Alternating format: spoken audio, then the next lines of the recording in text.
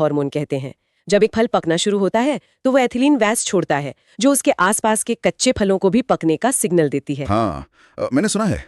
इसीलिए कहते हैं कि अगर किसी कच्चे फल को जल्दी पकाना हो तो उसके साथ एक पका हुआ केला रख दो। बिल्कुल। वो केला एथिलीन छोड़ेगा और दूसरा फल जल्दी पक जाएगा। हालांकि बाजार में जो फल मिलते हैं उन्हें अक्सर एसिटिलीन नाम की कृत्रिम गैस से पकाया जाता है, जिसमें वो प्राकृतिक मिठास नहीं आ पाती। सही कहा आपने। ये एक तरह से धोखा है ना? सही कहा। ये एक शॉर्टकट है जो स्वाद से समझौता करता है। ठीक है, अब अंत में कुछ ऐसे मजेदार और जरूरी तथ्यों पर नजर डालते हैं जो इस पूरी चर्चा का सार है। जरूर।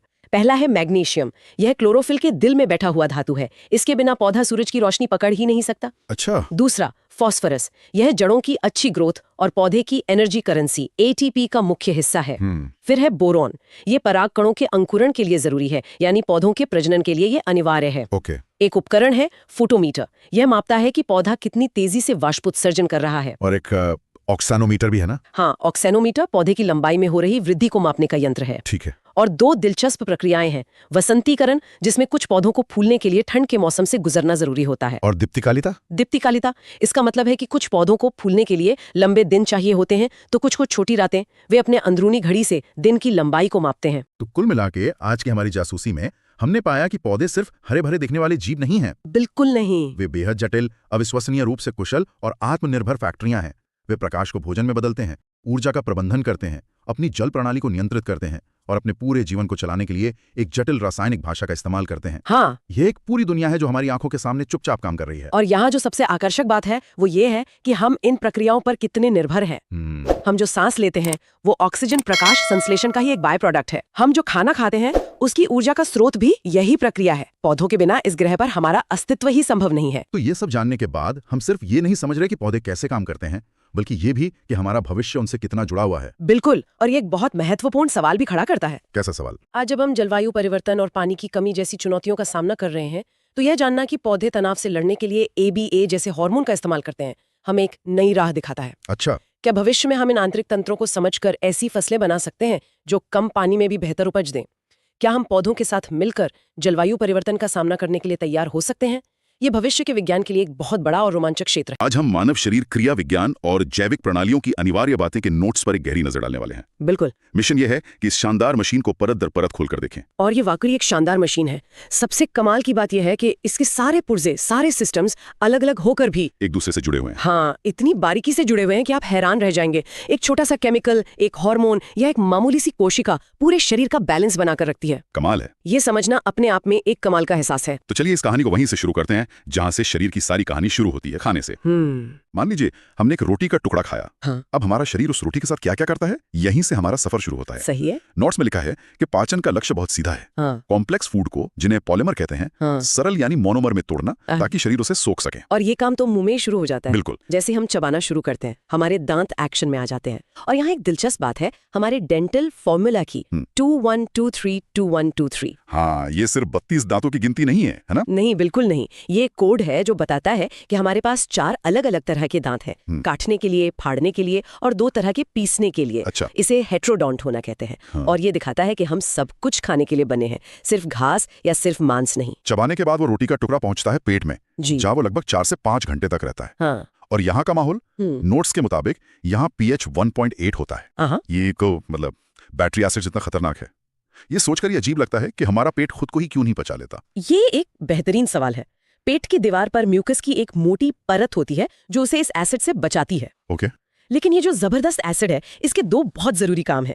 पहला, ये खाने के साथ आए ज्यादातर बैक्टीरिया और जर्म्स को मार देता है। एक तरह का फर्स्ट लाइन डिफेंस है ये। अच्छा। और दूसरा, ये एक सोए हुए शेर को जगाता है जिसका नाम है पेप्सिन। पेप्सिन वो एंजाइम है जो प्रोटीन को तोड़ना शुरू करता है और ये सिर्फ एसिडिक माहौल में ही काम कर सकता है। पेट का ये माहौल एक बहुत ही कंट्रोल्ड केमिकल अटैक जैसा है। एग्जैक्टली, एक कंट्रोल्ड केमिकल अटैक। पेट के बाद खाना जाता है छोटी आंत में, जिसे डाइजेशन और एब्जॉर्प्शन का मेन अड्डा कहा गया है। सही है। यहाँ लिवर और पैंक्रियास से भी जूस आते हैं। लेकिन नोट्स में एक बात लिखी है जो मुझे थोड़ी अजीब लगी। क्या? कि लिवर से आने वाले बाइल जूस यानी पित्त रस में कोई एंजाइम होता ही नहीं। मुझे हमेशा लगता था कि ये भी पाचन करता है।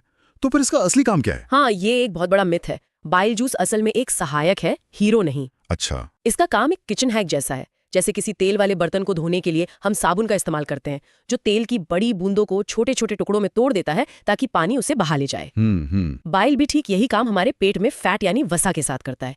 इस प्रोसेस को इमल्सिफिकेशन कहते हैं। ओके। ये फैट को पचाता नहीं, बस उसे छोटे टुकड़ों में तोड़ता है ताकि पैंक्रियाज से आने वाला लाइपेज एंजाइम उस पर आसानी से हमला कर सके। अच्छा, तो ये टीम वर्क है और इसीलिए शायद पैंक्रियाज से निकलने वाले जूस को कंप्लीट डाइजेस्टिव जूस कहते हैं। बिल्कुल, क्योंकि उसमें स्टार्च, प्रोटीन, फैट सबको पचाने वाले हथियार मौजूद होते हैं। एग्जैक्टली पैंक्रियाज का जूस ही असली काम करता है। तो ठीक है, फमाली रोटी के टुकड़े से शरीर में जरूरी ईंधन यानी ग्लूकोज निकाल लिया है। लेकिन ये ईंधन बिना ऑक्सीजन के जल नहीं सकता। ये बिल्कुल वैसा ही है जैसे कार में पेट्रोल तो है, पर इंजन में हवा न जाए तो वो चलेगी नहीं। सही बात है। और यहीं पर शरीर का शानदार रेस्पिरेटरी सिस्टम यानी श्वसन तंत्र काम आता है। और इस सिस्टम का डिजाइन कितना एफिशिएंट है ये देखिए। सांस अंदर लेना, जिसे इंस्पिरेशन कहते हैं, एक एक्टिव प्रोसेस है। मतलब इसमें मेहनत लगती है। हाँ, इसमें हमारी मांसपेशियों, खासकर डायफ्राम को काम करना पड़ता है, सुकुड़ना पड़ता है। लेकिन सांस छोड़ना यानी एक्सपिरेशन ज्यादातर एक पैसिव प्रोसेस है। पैसिव? हाँ, मांसपेशियां बस रिलैक्स करती हैं और हवा अपने आप बाहर निकल जाती है। तो इसका मतलब ये हुआ कि हम सांस छोड़ने में कोई खास मेहनत नहीं करते, ये अपने आप होता है? ज्यादातर समय हाँ। ये तो कमाल का एनर्जी सेवर है। शरीर सिर्फ हवा अंदर खींचने के लिए ताकत लगाता है। बिल्कुल, ये फिजूल की मेहनत से बचने का एक शानदार तरीका है। अब ऑक्सीजन अंदर आ गई। नोट्स में गैसों के ट्रांसपोर्ट को लेकर एक बहुत दिलचस्प बात है। हम सब जानते हैं कि 97% ऑक्सीजन तो हीमोग्लोबिन के साथ चिपक कर टैक्सी की तरह अपनी मंजिल तक जाती है। हाँ, लेकिन असली कहानी कार्बन डाइऑक्साइड की है, जो कि एक वेस्ट प्रोडक्ट है। उसे शरीर से बाहर निकालना है। हाँ, और नोट्स कहते हैं कि 70% कार्बन डाइऑक्साइड प्लाज्मा में बाइकार्बोनेट आयन बनकर ट्रैवल करती है। ये थोड़ा टेक्निकल लग रहा है, इसका मतलब क्या हुआ? ये पॉइंट समझना बहुत जरूरी है, क्योंकि ये सिर्फ CO2 को बाहर ले जाने का एक तरीका नहीं है। ये शरीर के सबसे बड़े बैलेंसिंग एक्ट में से एक है। अच्छा, देखिए, जब CO2 पानी में घुलती है तो वो एसिड बनाती है। अगर बहुत ज्यादा CO2 सीधे खून में घुलेगी तो हमारा खून एसिडिक हो जाएगा, जो बहुत खतरनाक है। ओके, तो शरीर क्या करता है, वो CO2 को बाइकार्बोनेट में बदल देता है। ये बाइकार्बोनेट एक बफर की तरह काम करता है। मतलब ये खून के pH को स्टेबल रखता है, उसे न्यूट्रल रखता है। हाँ, उसे न ज्यादा एसिडिक होने देता है, न ज्यादा बेसिक। ये हमारे शरीर का इनबिल्ट pH बैलेंसर है। वाह, मतलब शरीर एक वेस्ट प्रोडक्ट को भी इतनी समझदारी से इस्तेमाल करता है। सही बात है। और एक और फैक्ट है यहाँ पर रेसिडुअल वॉल्यूम के बारे में, कि हम कितनी भी जोर से सांस बाहर फेंक दें, फेफड़ों में हमेशा थोड़ी हवा, करीबन 1200 मिलीलीटर बची ही रहती है। हाँ, और ये बहुत जरूरी है। ये हमारे फेफड़ों को गुब्बारे की तरह पूरी तरह पिचकने से बचाता है। ओके। साथ ही ये भी सुनिश्चित करता है कि सांस अंदर लेने और छोड़ने के बीच के छोटे से गैप में भी खून को ऑक्सीजन मिलती रहे, एक्सचेंज कभी रुकता नहीं है। ठीक है, तो रोटी से एनर्जी मिली, फेफड़ों से ऑक्सीजन आई। अब इस एनर्जी और ऑक्सीजन को शरीर की हर एक कोशिका तक पहुंचाना है। और ये काम करता है हमारा सर्कुलेटरी सिस्टम यानी परिसंचरण तंत्र। बिल्कुल। हमारा खून, जो इस सिस्टम का हाईवे है, थोड़ा सा बेसिक होता है, pH 7.4, और इसमें 55% प्लाज्मा यानी लिक्विड और 45% सेल्स होते हैं। और इन सेल्स में जो सबसे जरूरी हैं वो हैं लाल रक्त कोशिकाएं यानी RBCs। इनके बारे में एक बहुत ही कमाल का फैक्ट है। क्या? हम स्तनधारियों यानी मैमल्स की RBCs में न्यूक्लियस यानी कोशिका का दिमाग होता ही नहीं है। ऐसा क्यों? ये तो बहुत अजीब है। बिना दिमाग के कोई सेल कैसे काम करता है? ये सिर्फ ज्यादा जगह बनाने के बारे में नहीं है, ये एक बहुत बड़ा सौदा है। सोचिए, शरीर ने कोशिका के कंट्रोल सेंटर यानी न्यूक्लियस को ही हटा दिया, सिर्फ एक काम के लिए, ज्यादा से ज्यादा ऑक्सीजन ढोना। एग्जैक्टली। ये प्रकृति का एक बेहतरीन उदाहरण है जहां किसी चीज को उसके एकमात्र और सबसे जरूरी काम के लिए पूरी तरह से ऑप्टिमाइज कर दिया गया है। अच्छा। न्यूक्लियस न होने से वो अंदर से खोखली हो जाती है और उसमें ज्यादा हीमोग्लोबिन भर सकता है। साथ ही वो ज्यादा लचीली हो जाती है और सबसे पतली नसों से भी निकल सकती है। मतलब ये एक तरह का बलिदान है ज्यादा एफिशिएंसी के लिए। बिल्कुल। अब इस पूरे हाईवे सिस्टम के पंप यानी दिल की बात करते हैं। नोट्स में जिक्र है एक नेचुरल पेसमेकर का, ऐसे नोड। हाँ, यहीं से दिल की धड़कन शुरू होती है। सोचिए, ये एक बिजली की लहर की तरह है। ऐसे नोड एक स्विच की तरह इसे चालू करता है और फिर ये लहर एक बहुत ही खास रास्ते से गुजरती है। यह रास्ता, जिसमें AV node, bundle of his और पुरकिंजे फाइबर्स आते हैं, ऐसा डिजाइन किया गया है कि पहले दिल के ऊपरी हिस्से यानी अलिंद सिकुड़ें और खून नीचे धकेलें। हाँ, और ठीक उसके बाद निचले हिस्से यानी निलय सिकुड़ें, ताकि खून पूरे शरीर में पंप हो सके। ये टाइमिंग ही सब कुछ है और इसी रास्ते की वजह से ये परफेक्ट होता है। मतलब हर धड़कन एक परफेक्टली कोरियोग्राफ्ड इलेक्ट्रिकल इवेंट है। बिल्कुल। और जाहिर है ब्लड ग्रुप्स की बात भी जरूरी है। O नेगेटिव यूनिवर्सल डोनर है और AB पॉजिटिव यूनिवर्सल रेसिपिएंट। हाँ, ये तो हम स्कूल से पढ़ते आ रहे हैं और ये इमरजेंसी में हजारों जानें बचाता है। तो ठीक है, कोशिकाओं तक एनर्जी और ऑक्सीजन पहुंच गई, उन्होंने अपना काम किया। अब जहां काम होगा वहां कचरा भी बनेगा। बिल्कुल। इस कचरे, खासकर यूरिया जैसे नाइट्रोजन वाले वेस्ट को साफ करने का काम करता है हमारा एक्सक्रीटरी सिस्टम यानी उत्सर्जन तंत्र। और इस सिस्टम के हीरो हैं हमारी किडनी और उनके अंदर मौजूद नेफ्रॉन्स। हर किडनी में करीबन 10 लाख नेफ्रॉन्स। 10 लाख! और नेफ्रॉन को आप एक बहुत ही एडवांस्ड रीसाइक्लिंग और वाटर ट्रीटमेंट प्लांट समझ सकती हैं। अच्छा। ये 2 स्टेप में काम करता है। पहले स्टेप में, जिसे अल्ट्राफिल्ट्रेशन कहते हैं, ये खून में से लगभग सब कुछ छान लेता है, पानी, ग्लूकोज, नमक, यूरिया, सब कुछ। सब कुछ? हाँ, ये ऐसा है जैसे आप घर की सफाई करते हुए सारा सामान उठाकर बाहर रख दें। लेकिन उसमें तो काम की चीजें भी चली जाएंगी। एग्जैक्टली। शरीर इतना बेवकूफ नहीं है, इसीलिए दूसरा स्टेप आता है रीअब्जॉर्प्शन। ओके। जैसे ये छना हुआ लिक्विड आगे बढ़ता है, नेफ्रॉन की ट्यूब्स उसमें से काम की सारी चीजें जैसे लगभग 70-80% पानी, ग्लूकोज और जरूरी मिनरल्स वापस सोख लेती हैं। अच्छा, ये ऐसा है जैसे बाहर रखे सामान में से आप अपनी किताबें, फोन और जरूरी कागजात वापस अंदर ले आएं। और सिर्फ कचरा बाहर छोड़ दें। तो शरीर पहले सब कुछ बाहर निकालता है और फिर जो जरूरी है उसे वापस ले लेता है। ये काफी एफिशिएंट तरीका है। बहुत ज्यादा। मूत्र के बारे में भी नोट्स में कुछ फैक्ट्स हैं, जैसे इसका पीला रंग यूरोक्रोम नाम के पिगमेंट से आता है जो हीमोग्लोबिन के टूटने से बनता है, और इसमें 95% पानी होता है। ये दिखाता है कि किडनी सिर्फ कचरा साफ नहीं करती, बल्कि शरीर में पानी का संतुलन बनाए रखने में भी इसका बहुत बड़ा रोल है। अब इन सभी सिस्टम्स, पाचन, श्वसन, परिसंचरण, उत्सर्जन, इन सबको कौन कंट्रोल करता है? कौन बताता है कि कब क्या करना है? अच्छा सवाल है। यहाँ आते हैं हमारे शरीर के दो कंट्रोल सिस्टम। पहला है नर्वस सिस्टम, यानी तंत्रिका तंत्र, जो बिजली की रफ्तार से काम करता है। और इसका हेडक्वार्टर है हमारा मस्तिष्क। इसके 3 मुख्य हिस्से हैं। सबसे बड़ा हिस्सा है सेरेब्रम, जो हमारे अग्र मस्तिष्क का हिस्सा है। यही हमारी इंटेलिजेंस, मेमोरी, सोचने समझने की शक्ति, सब कुछ यही है। और इसी हिस्से में हाइपोथैलेमस भी है। हाँ, एक छोटा सा बॉस बैठा है हाइपोथैलेमस। ये हमारे शरीर का थर्मोस्टेट है। भूख, प्यास, शरीर का तापमान, सब यही कंट्रोल करता है। और फिर आता है पश्चिम मस्तिष्क, जिसमें है सेरेबेलम, जिसे छोटा दिमाग भी कहते हैं। छोटा पैकेट, बड़ा धमाका। बिल्कुल, ये हमारे शरीर का बैलेंस और पोस्चर कंट्रोल करता है।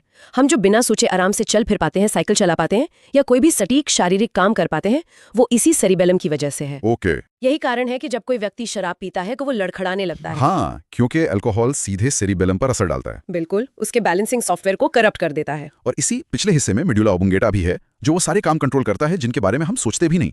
दिल का धड़कना, सांस लेना। ये हमारे शरीर का ऑटो पायलट सिस्टम है। हाँ। ये इतना जरूरी है कि इसके बिना हम 1 सेकंड भी जिंदा नहीं रह सकते। हाँ, सही बात है। जब हम सो रहे होते हैं या किसी काम में बिजी होते हैं, तब मेडुला ये पक्का करता है कि शरीर के सबसे जरूरी काम बिना रुके चलते रहें। नर्वस सिस्टम तो हो गया तेज वाला कंट्रोल सिस्टम, लेकिन शरीर में एक और कंट्रोल सिस्टम है जो धीमा है पर उसका असर ज्यादा देर तक रहता है। Endocrine system. हाँ, एंडोक्राइन सिस्टम, जो हार्मोन्स के जरिए काम करता है। ये शरीर का वायरलेस कम्युनिकेशन नेटवर्क है। एकदम सही। पिट्यूटरी ग्रंथि को मास्टर ग्लैंड कहते हैं, क्योंकि ये दूसरे कई ग्लैंड्स को कंट्रोल करती है। फिर थायराइड ग्लैंड है, जो हमारे मेटाबॉलिज्म यानी शरीर के एनर्जी खर्च करने की रफ्तार को कंट्रोल करती है। और एड्रिनल ग्लैंड, जो किडनी के ऊपर टोपी की तरह बैठी होती है, वो बनाती है एड्रिनलिन। एड्रेनलिन यानी फाइट या फ्लाइट हार्मोन। हाँ, इसे 3F हार्मोन भी कहते हैं। फाइट, लड़ो, फ्लाइट, भागो, और फ्राइट, डरो। अच्छा। ये वही हार्मोन है जो आपको तब महसूस होता है जब आप अचानक अंधेरे में किसी रस्सी को सांप समझ लेते हैं। वो जो दिल जोरों से धड़कने लगता है और सांसें तेज हो जाती है, वो एड्रेनलिन का ही कमाल है। हाँ, ये हमें इमरजेंसी के लिए तैयार करता है। और पैंक्रियास, जो पाचन में भी मदद करता है, वो इंसुलिन हार्मोन भी बनाता है। इसकी कमी से डायबिटीज मेलिटस होता है, ये तो सब जानते हैं। लेकिन नोट्स में एक और तरह की डायबिटीज का जिक्र है, डायबिटीज इंसिपिडस, जो ADH हार्मोन की कमी से होता है। इन दोनों में क्या फर्क है? ये एक बहुत जरूरी अंतर है। दोनों के नाम में डायबिटीज है, जिसका मतलब होता है बहुत ज्यादा पेशाब आना, लेकिन दोनों बीमारियां पूरी तरह अलग हैं। ओके। डायबिटीज मेलिटस में खून में शुगर की समस्या होती है, जबकि डायबिटीज इंसिपिडस में शुगर का कोई लेना देना नहीं है। तो उसमें क्या होता है? उसमें ADH हार्मोन की कमी के कारण किडनी पानी को सोख नहीं पाती और सारा पानी शरीर से बाहर निकल जाता है, जिससे बहुत ज्यादा प्यास लगती है। अच्छा। ये दिखाता है कि हार्मोन कितने स्पेसिफिक होते हैं। एक केमिकल का जरा सा असंतुलन शरीर में कितना बड़ा फर्क ला सकता है। तो इस पूरे सफर को देखें, रोटी के एक टुकड़े से लेकर एक विचार के आने तक। एक बात तो साफ है, मानव शरीर एक अविश्वसनीय रूप से जटिल और एक दूसरे से जुड़ा हुआ सिस्टम है। बिल्कुल। पाचन तंत्र से निकली ऊर्जा को परिसंचरण तंत्र हर कोशिका तक पहुंचाता है। उस ऊर्जा को इस्तेमाल करने के लिए श्वसन तंत्र ऑक्सीजन लाता है, और ये सब कुछ तंत्रिका और अंतःस्रावी तंत्र के सटीक कंट्रोल में होता है। ये सच में अद्भुत है। इन स्रोतों ने हमें बताया है कि शरीर के ये सिस्टम क्या करते हैं और कैसे करते हैं। हमारा आज का विषय है मानव प्रजनन और विकास। हमें जानेंगे कि कैसे एक कोशिका से एक पूरा इंसान बनता है। हम बिल्कुल बेसिक से शुरू करेंगे, प्रजनन के तरीकों से लेकर फिर पुरुष और महिला प्रजनन तंत्र की बनावट को समझेंगे। हाँ, और फिर गर्भावस्था के 9 महीनों के उस अद्भुत सफर पर चलेंगे और आखिर में जन्म की प्रक्रिया को भी देखेंगे। और रास्ते में हम कुछ मजेदार बातें भी जानेंगे, जैसे शुक्राणु बनाने के लिए शरीर को अपना तापमान कम क्यों करना पड़ता है। अच्छा। या फिर वो जो होम प्रेगनेंसी टेस्ट होता है वो असल में काम कैसे करता है। चलिए शुरू करते हैं। जरूर। तो सबसे पहले प्रजनन के 2 मुख्य तरीके हैं, ना? एक अलैंगिक मतलब एसेक्सुअल, और दूसरा लैंगिक यानी सेक्सुअल। जी, अलैंगिक में तो बहुत सीधा साधा हिसाब है। एक ही जनक होता है और वो अपनी ही एक कॉपी बना लेता है। जैसे अमीबा, वो बस 2 हिस्सों में बढ़ जाता है। हाँ, 1 से 2 हो गए। लेकिन लैंगिक जनन में नर और मादा दोनों की जरूरत होती है। तो इसमें इतना खास क्या है? इसमें सबसे बड़ा और सबसे जरूरी अंतर है आनुवंशिक विविधता का, यानी जेनेटिक वेरिएशन का। अच्छा। देखिए, अलैंगिक जनन से जो संतान बनती है वो बिल्कुल अपने जनक का क्लोन होती है, जेनेटिक रूप से 100% समान। लेकिन लैंगिक जनन में नर और मादा के युग्मक यानी गैमीट्स मिलते हैं। इससे एक बिल्कुल नया जेनेटिक कॉम्बिनेशन बनता है। तो इस नए कॉम्बिनेशन का असली फायदा क्या है? इसका फायदा है सर्वाइवल। इसे ऐसे समझिए कि ये एक प्रजाति की इंश्योरेंस पॉलिसी है। मान लीजिए कोई नई बीमारी आ गई, ठीक है। अगर पूरी आबादी क्लोन है तो हो सकता है वो बीमारी सबको एक साथ खत्म कर दे। लेकिन अगर आबादी में विविधता है तो शायद कुछ सदस्य ऐसे होंगे जो उस बीमारी से लड़ पाएंगे। मतलब प्रजाति के बचने की संभावना बढ़ जाती है। बिल्कुल, यही विकास का आधार है। प्रकृति हमेशा विविधता को पसंद करती है। ये तो बहुत गहरी बात है। तो चलिए अब मानव प्रजनन पर आते हैं, जो इसी लैंगिक जनन का एक उदाहरण है। पुरुष प्रजनन तंत्र से शुरू करते हैं। ठीक है।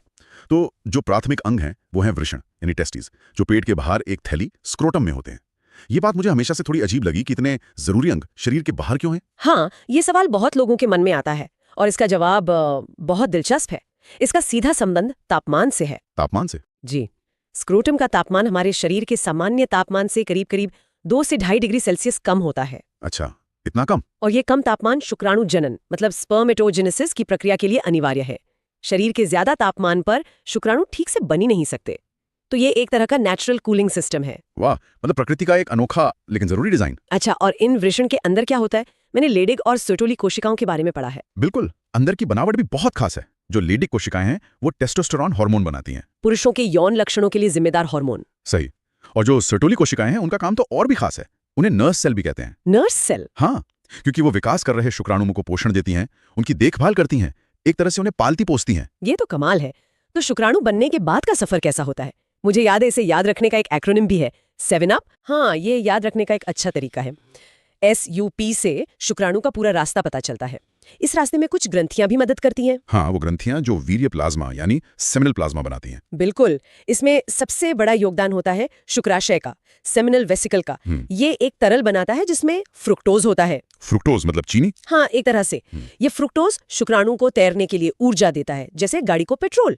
और यहाँ एक बहुत ही चौंकाने वाला फोरेंसिक पहलू भी है। वो क्या? क्योंकि फ्रुक्टोज सामान्य रूप से महिला प्रजनन पथ में नहीं होता, तो अगर वहां इसकी मौजूदगी मिलती है तो ये यौन उत्पीड़न का एक मजबूत सबूत हो सकता है। ये तो वाकई एक बहुत गंभीर जानकारी है। तो ये तो हुई पुरुष प्रजनन तंत्र की बात। अब कहानी के दूसरे हिस्से पर चलते हैं, जहां ये शुक्राणु पहुंचते हैं, महिला प्रजनन तंत्र। बिल्कुल, यहाँ प्राथमिक अंग है अंडाशय यानी ओवरीज। इनके 2 मुख्य काम है। एक तो अंडाणु बनाना। जी, हर महीने एक परिपक्व अंडाणु यानी ओवम रिलीज करना।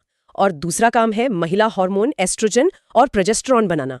ये ही पूरे प्रजनन चक्र को कंट्रोल करते हैं। तो अंडाशय से अंडाणु निकलकर फैलोपियन ट्यूब में जाता है, और निषेचन मतलब फर्टिलाइजेशन ज्यादातर वहीं होता है ना? हाँ, फैलोपियन ट्यूब के एक खास हिस्से में, जिसे एम्प्यूला कहते हैं, वो जगह निषेचन के लिए सबसे सही माहौल देती है। और फिर निषेचित अंडाणु गर्भाशय यानी यूट्रस में आता है। हाँ, गर्भाशय की दीवारें भी खास होती है, मैंने सुना है। बहुत खास। इसकी जो बीच की परत है मायोमीट्रियम, वो शरीर की सबसे मजबूत मांसपेशियों में से एक है।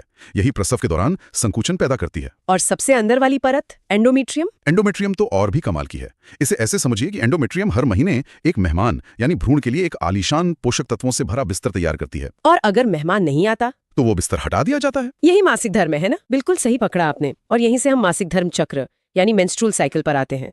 ये लगभग 28-29 दिनों का एक चक्र है जो पूरी तरह से हार्मोन्स के उतार चढ़ाव पर चलता है। तो इस पूरे चक्र में सबसे अहम घटना क्या होती है? सबसे निर्णायक मोड़ आता है लगभग 14वें दिन। इसे ओव्यूलेशन कहते हैं। इस दिन एक हार्मोन है, ल्यूटिनाइजिंग हार्मोन या LH, उसका स्तर अचानक बहुत तेजी से बढ़ता है। इसे LH सर्ज कहते हैं? जी, LH सर्ज। ये एक सिग्नल की तरह काम करता है और अंडाशय की दीवार फट जाती है और अंडाणु बाहर निकलकर फैलोपियन ट्यूब में आ जाता है। और अगर इस अंडाणु और शुक्राणु का मिलन नहीं होता तो क्या होता है? अगर निषेचन नहीं होता तो अंडाशय में एक अस्थायी ग्रंथि बनती है, कॉर्पस ल्यूटियम, जो प्रोजेस्टेरोन बना रही थी, वो नष्ट होने लगती है। अच्छा। प्रोजेस्टेरोन का स्तर गिरते ही गर्भाशय को सिग्नल मिलता है कि गर्भावस्था नहीं हुई है और वो एंडोमेट्रियम वाली परत टूटकर बाहर निकल जाती है और मासिक धर्म शुरू हो जाता है और चक्र फिर से शुरू। वाकई एक बहुत ही सटीक और ऑटोमेटिक सिस्टम है। अब मान लेते हैं कि निषेचन हो जाता है, शुक्राणु अंडाणु तक पहुंच गया, आगे क्या होता है? आगे की प्रक्रिया भी किसी साइंस फिक्शन फिल्म जैसी है। शुक्राणु के सिर पर एक्रोसोम नाम की एक टोपी होती है जिसमें खास एंजाइम होते हैं। ये एंजाइम अंडाणु की बाहरी परतों को गलाने में मदद करते हैं ताकि एक शुक्राणु अंदर जा सके। लेकिन जैसे ही पहला शुक्राणु अंदर जाता है, क्या होता है? एक केमिकल रिएक्शन होता है जिसे कॉर्टिकल रिएक्शन कहते हैं। ये रिएक्शन अंडाणु की झिल्ली को तुरंत सख्त बना देता है, मानो दरवाजे पर ताला लग गया हो, ताकि कोई और शुक्राणु अंदर ना पाए। बिल्कुल, प्रकृति पॉलीस्पर्मी को हर हाल में रोकना चाहती है ताकि भ्रूण में गुणसूत्रों की संख्या सही रहे। सिर्फ एक विजेता, और इसी एक पल में बच्चे का लिंग भी तय हो जाता है, सही का? हाँ, और ये पूरी तरह से पिता के शुक्राणु पर निर्भर करता है। वो कैसे? देखिए, महिला के सभी अंडाणुओं में तो सिर्फ एक्स गुणसूत्र होता है, लेकिन पुरुष के आधे शुक्राणुओं में एक्स होता है और आधे में वाई। अगर एक्स वाला शुक्राणु अंडाणु से मिलता है तो लड़की होती है XX। सही, और अगर वाई वाला शुक्राणु मिलता है तो लड़का XY। तो निषेचन के बाद ये नया बना भ्रूण गर्भाशय की तरफ बढ़ता है और लगभग 7 दिन बाद गर्भाशय की दीवार से जुड़ जाता है। इस प्रक्रिया को आरोपण या इम्प्लांटेशन कहते हैं। जी, और यहीं से गर्भावस्था की असली शुरुआत होती है। इसके बाद प्लेसेंटा यानी अप्रा का विकास होता है, जो माँ और बच्चे के बीच की जीवन रेखा है। प्लेसेंटा का काम तो हम सब जानते हैं, पोषक तत्व अंदर, अपशिष्ट पदार्थ बाहर। लेकिन क्या इसका कोई और भी काम है? हाँ, ये सिर्फ एक सप्लाई लाइन नहीं है, ये खुद एक हार्मोन बनाने वाली फैक्ट्री है। सच में? कौन सा हार्मोन? सबसे जरूरी है HCG, मतलब ह्यूमन कोरियोनिक गोनाडोट्रोपिन। और मजेदार बात यह है कि घर पर इस्तेमाल होने वाली प्रेगनेंसी टेस्ट किट मूत्र में इसी HCG का पता लगाते हैं। अरे वाह! तो टेस्ट किट पर जो 2 लाइनें आती हैं वो HCG की वजह से हैं। बिल्कुल, HCG की मौजूदगी का मतलब है आरोपण सफल हो गया है। ये तो बहुत ही स्मार्ट सिस्टम है। तो अब गर्भावस्था के 9 महीनों पर आते हैं। ये सोचना ही अविश्वसनीय है कि 9 महीनों में एक कोशिका से एक पूरा इंसान बन जाता है। विकास के कुछ खास पड़ाव क्या हैं? कुछ पड़ाव तो बहुत ही खास हैं। पहले महीने के अंत तक ही भ्रूण का दिल बन जाता है और धड़कना भी शुरू कर देता है। पहले महीने में ही? जी, ये जीवन का पहला सुनाई देने वाला संकेत है। दूसरे महीने के अंत तक हाथ, पैर और उंगलियां तक बन जाती हैं। और तीसरे महीने तक? पहले ट्राइमेस्टर यानी 3 महीने के अंत तक शरीर के ज्यादातर मुख्य अंग बन चुके होते हैं। 5वें महीने में पहली बार माँ को बच्चे की हलचल महसूस होती है। और 9 महीने पूरे होने तक बच्चा जन्म के लिए पूरी तरह तैयार हो जाता है। और फिर आता है वो समय, प्रसव यानी पार्टुरेशन। ये प्रक्रिया कैसे शुरू होती है? इसकी शुरुआत पूरी तरह से विकसित हो चुके भ्रूण और प्लेसेंटा से मिले संकेतों से होती है। इन संकेतों के जवाब में माँ की पिट्यूटरी ग्रंथि से ऑक्सीटोसिन नाम का हार्मोन निकलता है। ऑक्सीटोसिन, इसे तो लव हार्मोन भी कहते हैं। हाँ, प्रकृति एक ही चीज का कई तरह से इस्तेमाल करती है। यहाँ ऑक्सीटोसिन गर्भाशय की मांसपेशियों में जोरदार संकुचन पैदा करता है, जिससे बच्चा जन्म नलिका की ओर बढ़ता है। और बच्चे के जन्म के बाद एक और अद्भुत प्रक्रिया शुरू होती है, स्तनपान। बिल्कुल, लैक्टेशन। इसके लिए भी 2 हार्मोन जिम्मेदार हैं।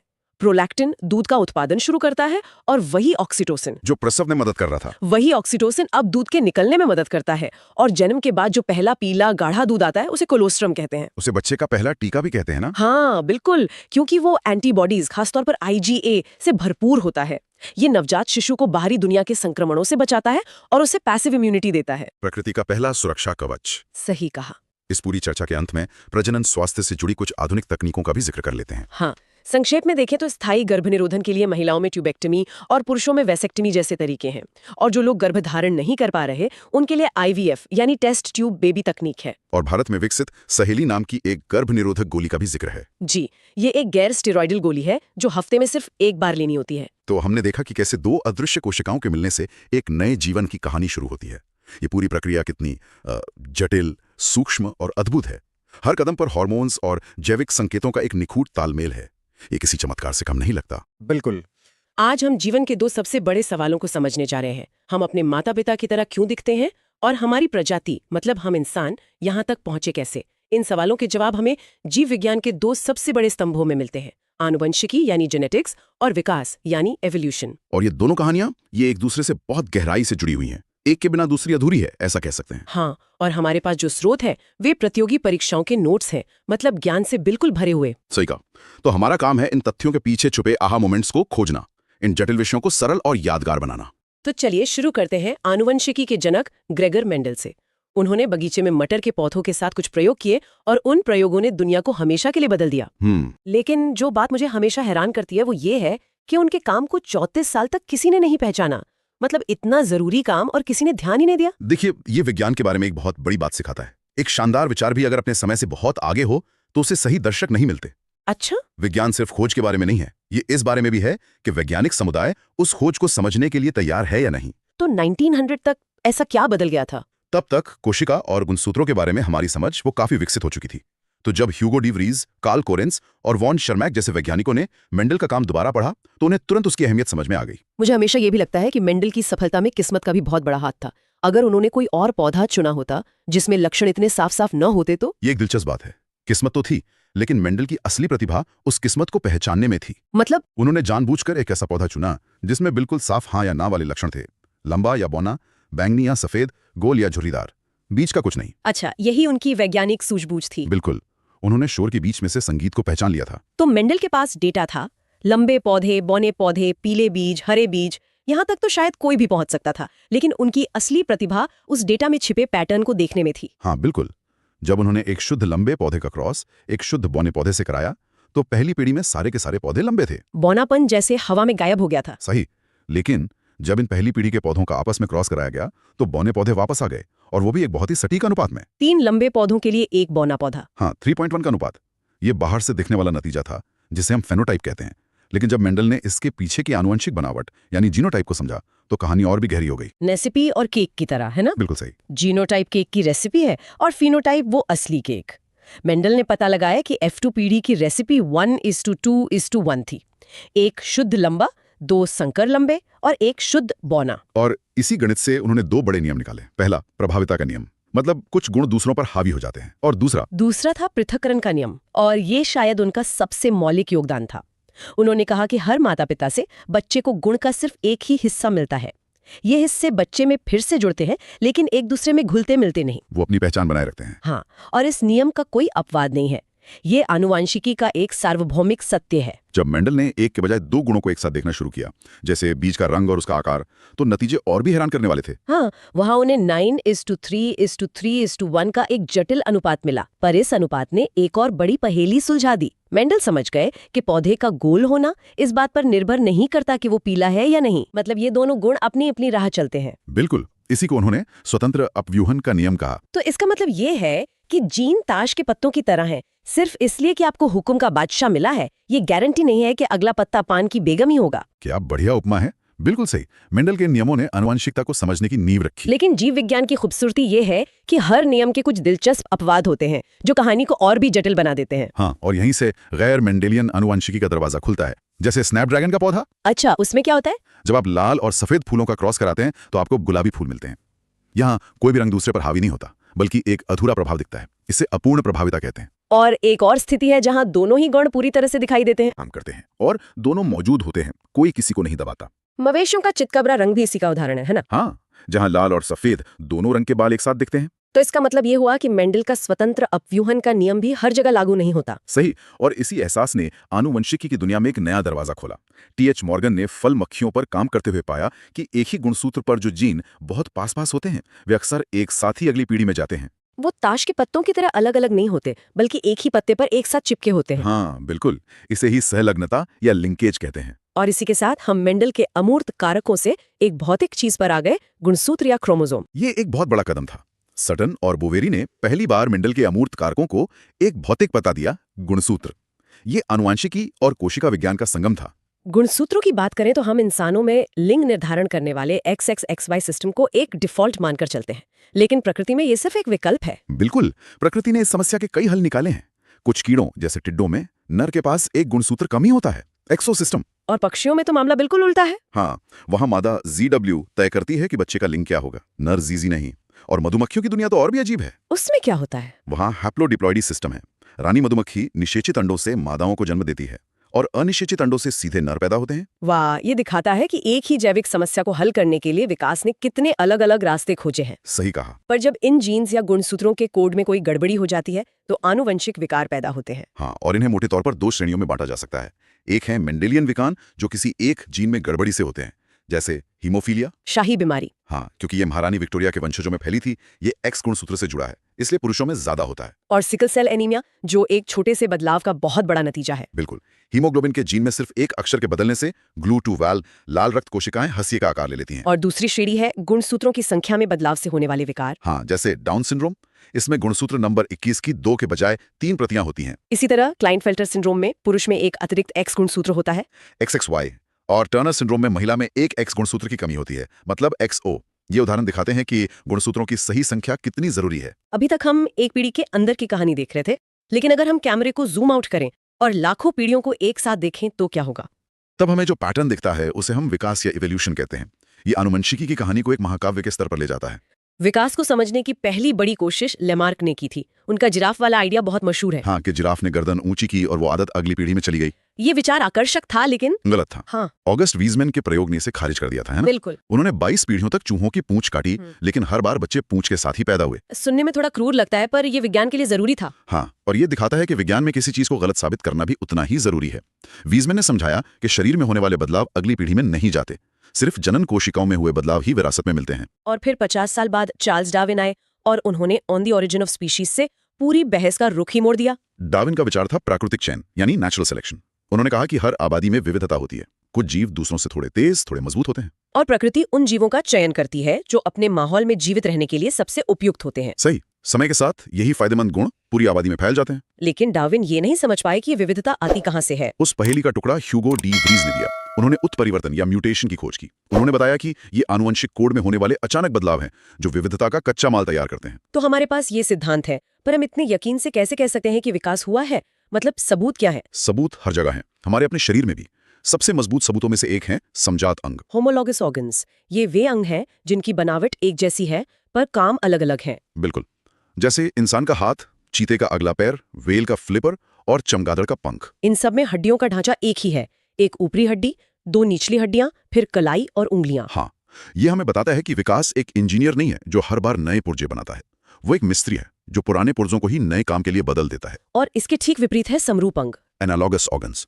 जैसे तितली और पक्षी के पंख, दोनों का काम उड़ना है, लेकिन उनकी बनावट बिल्कुल अलग है। ये दिखाता है कि अलग अलग जीवों ने एक जैसी समस्या का अपना अपना हल निकाला है। बिल्कुल।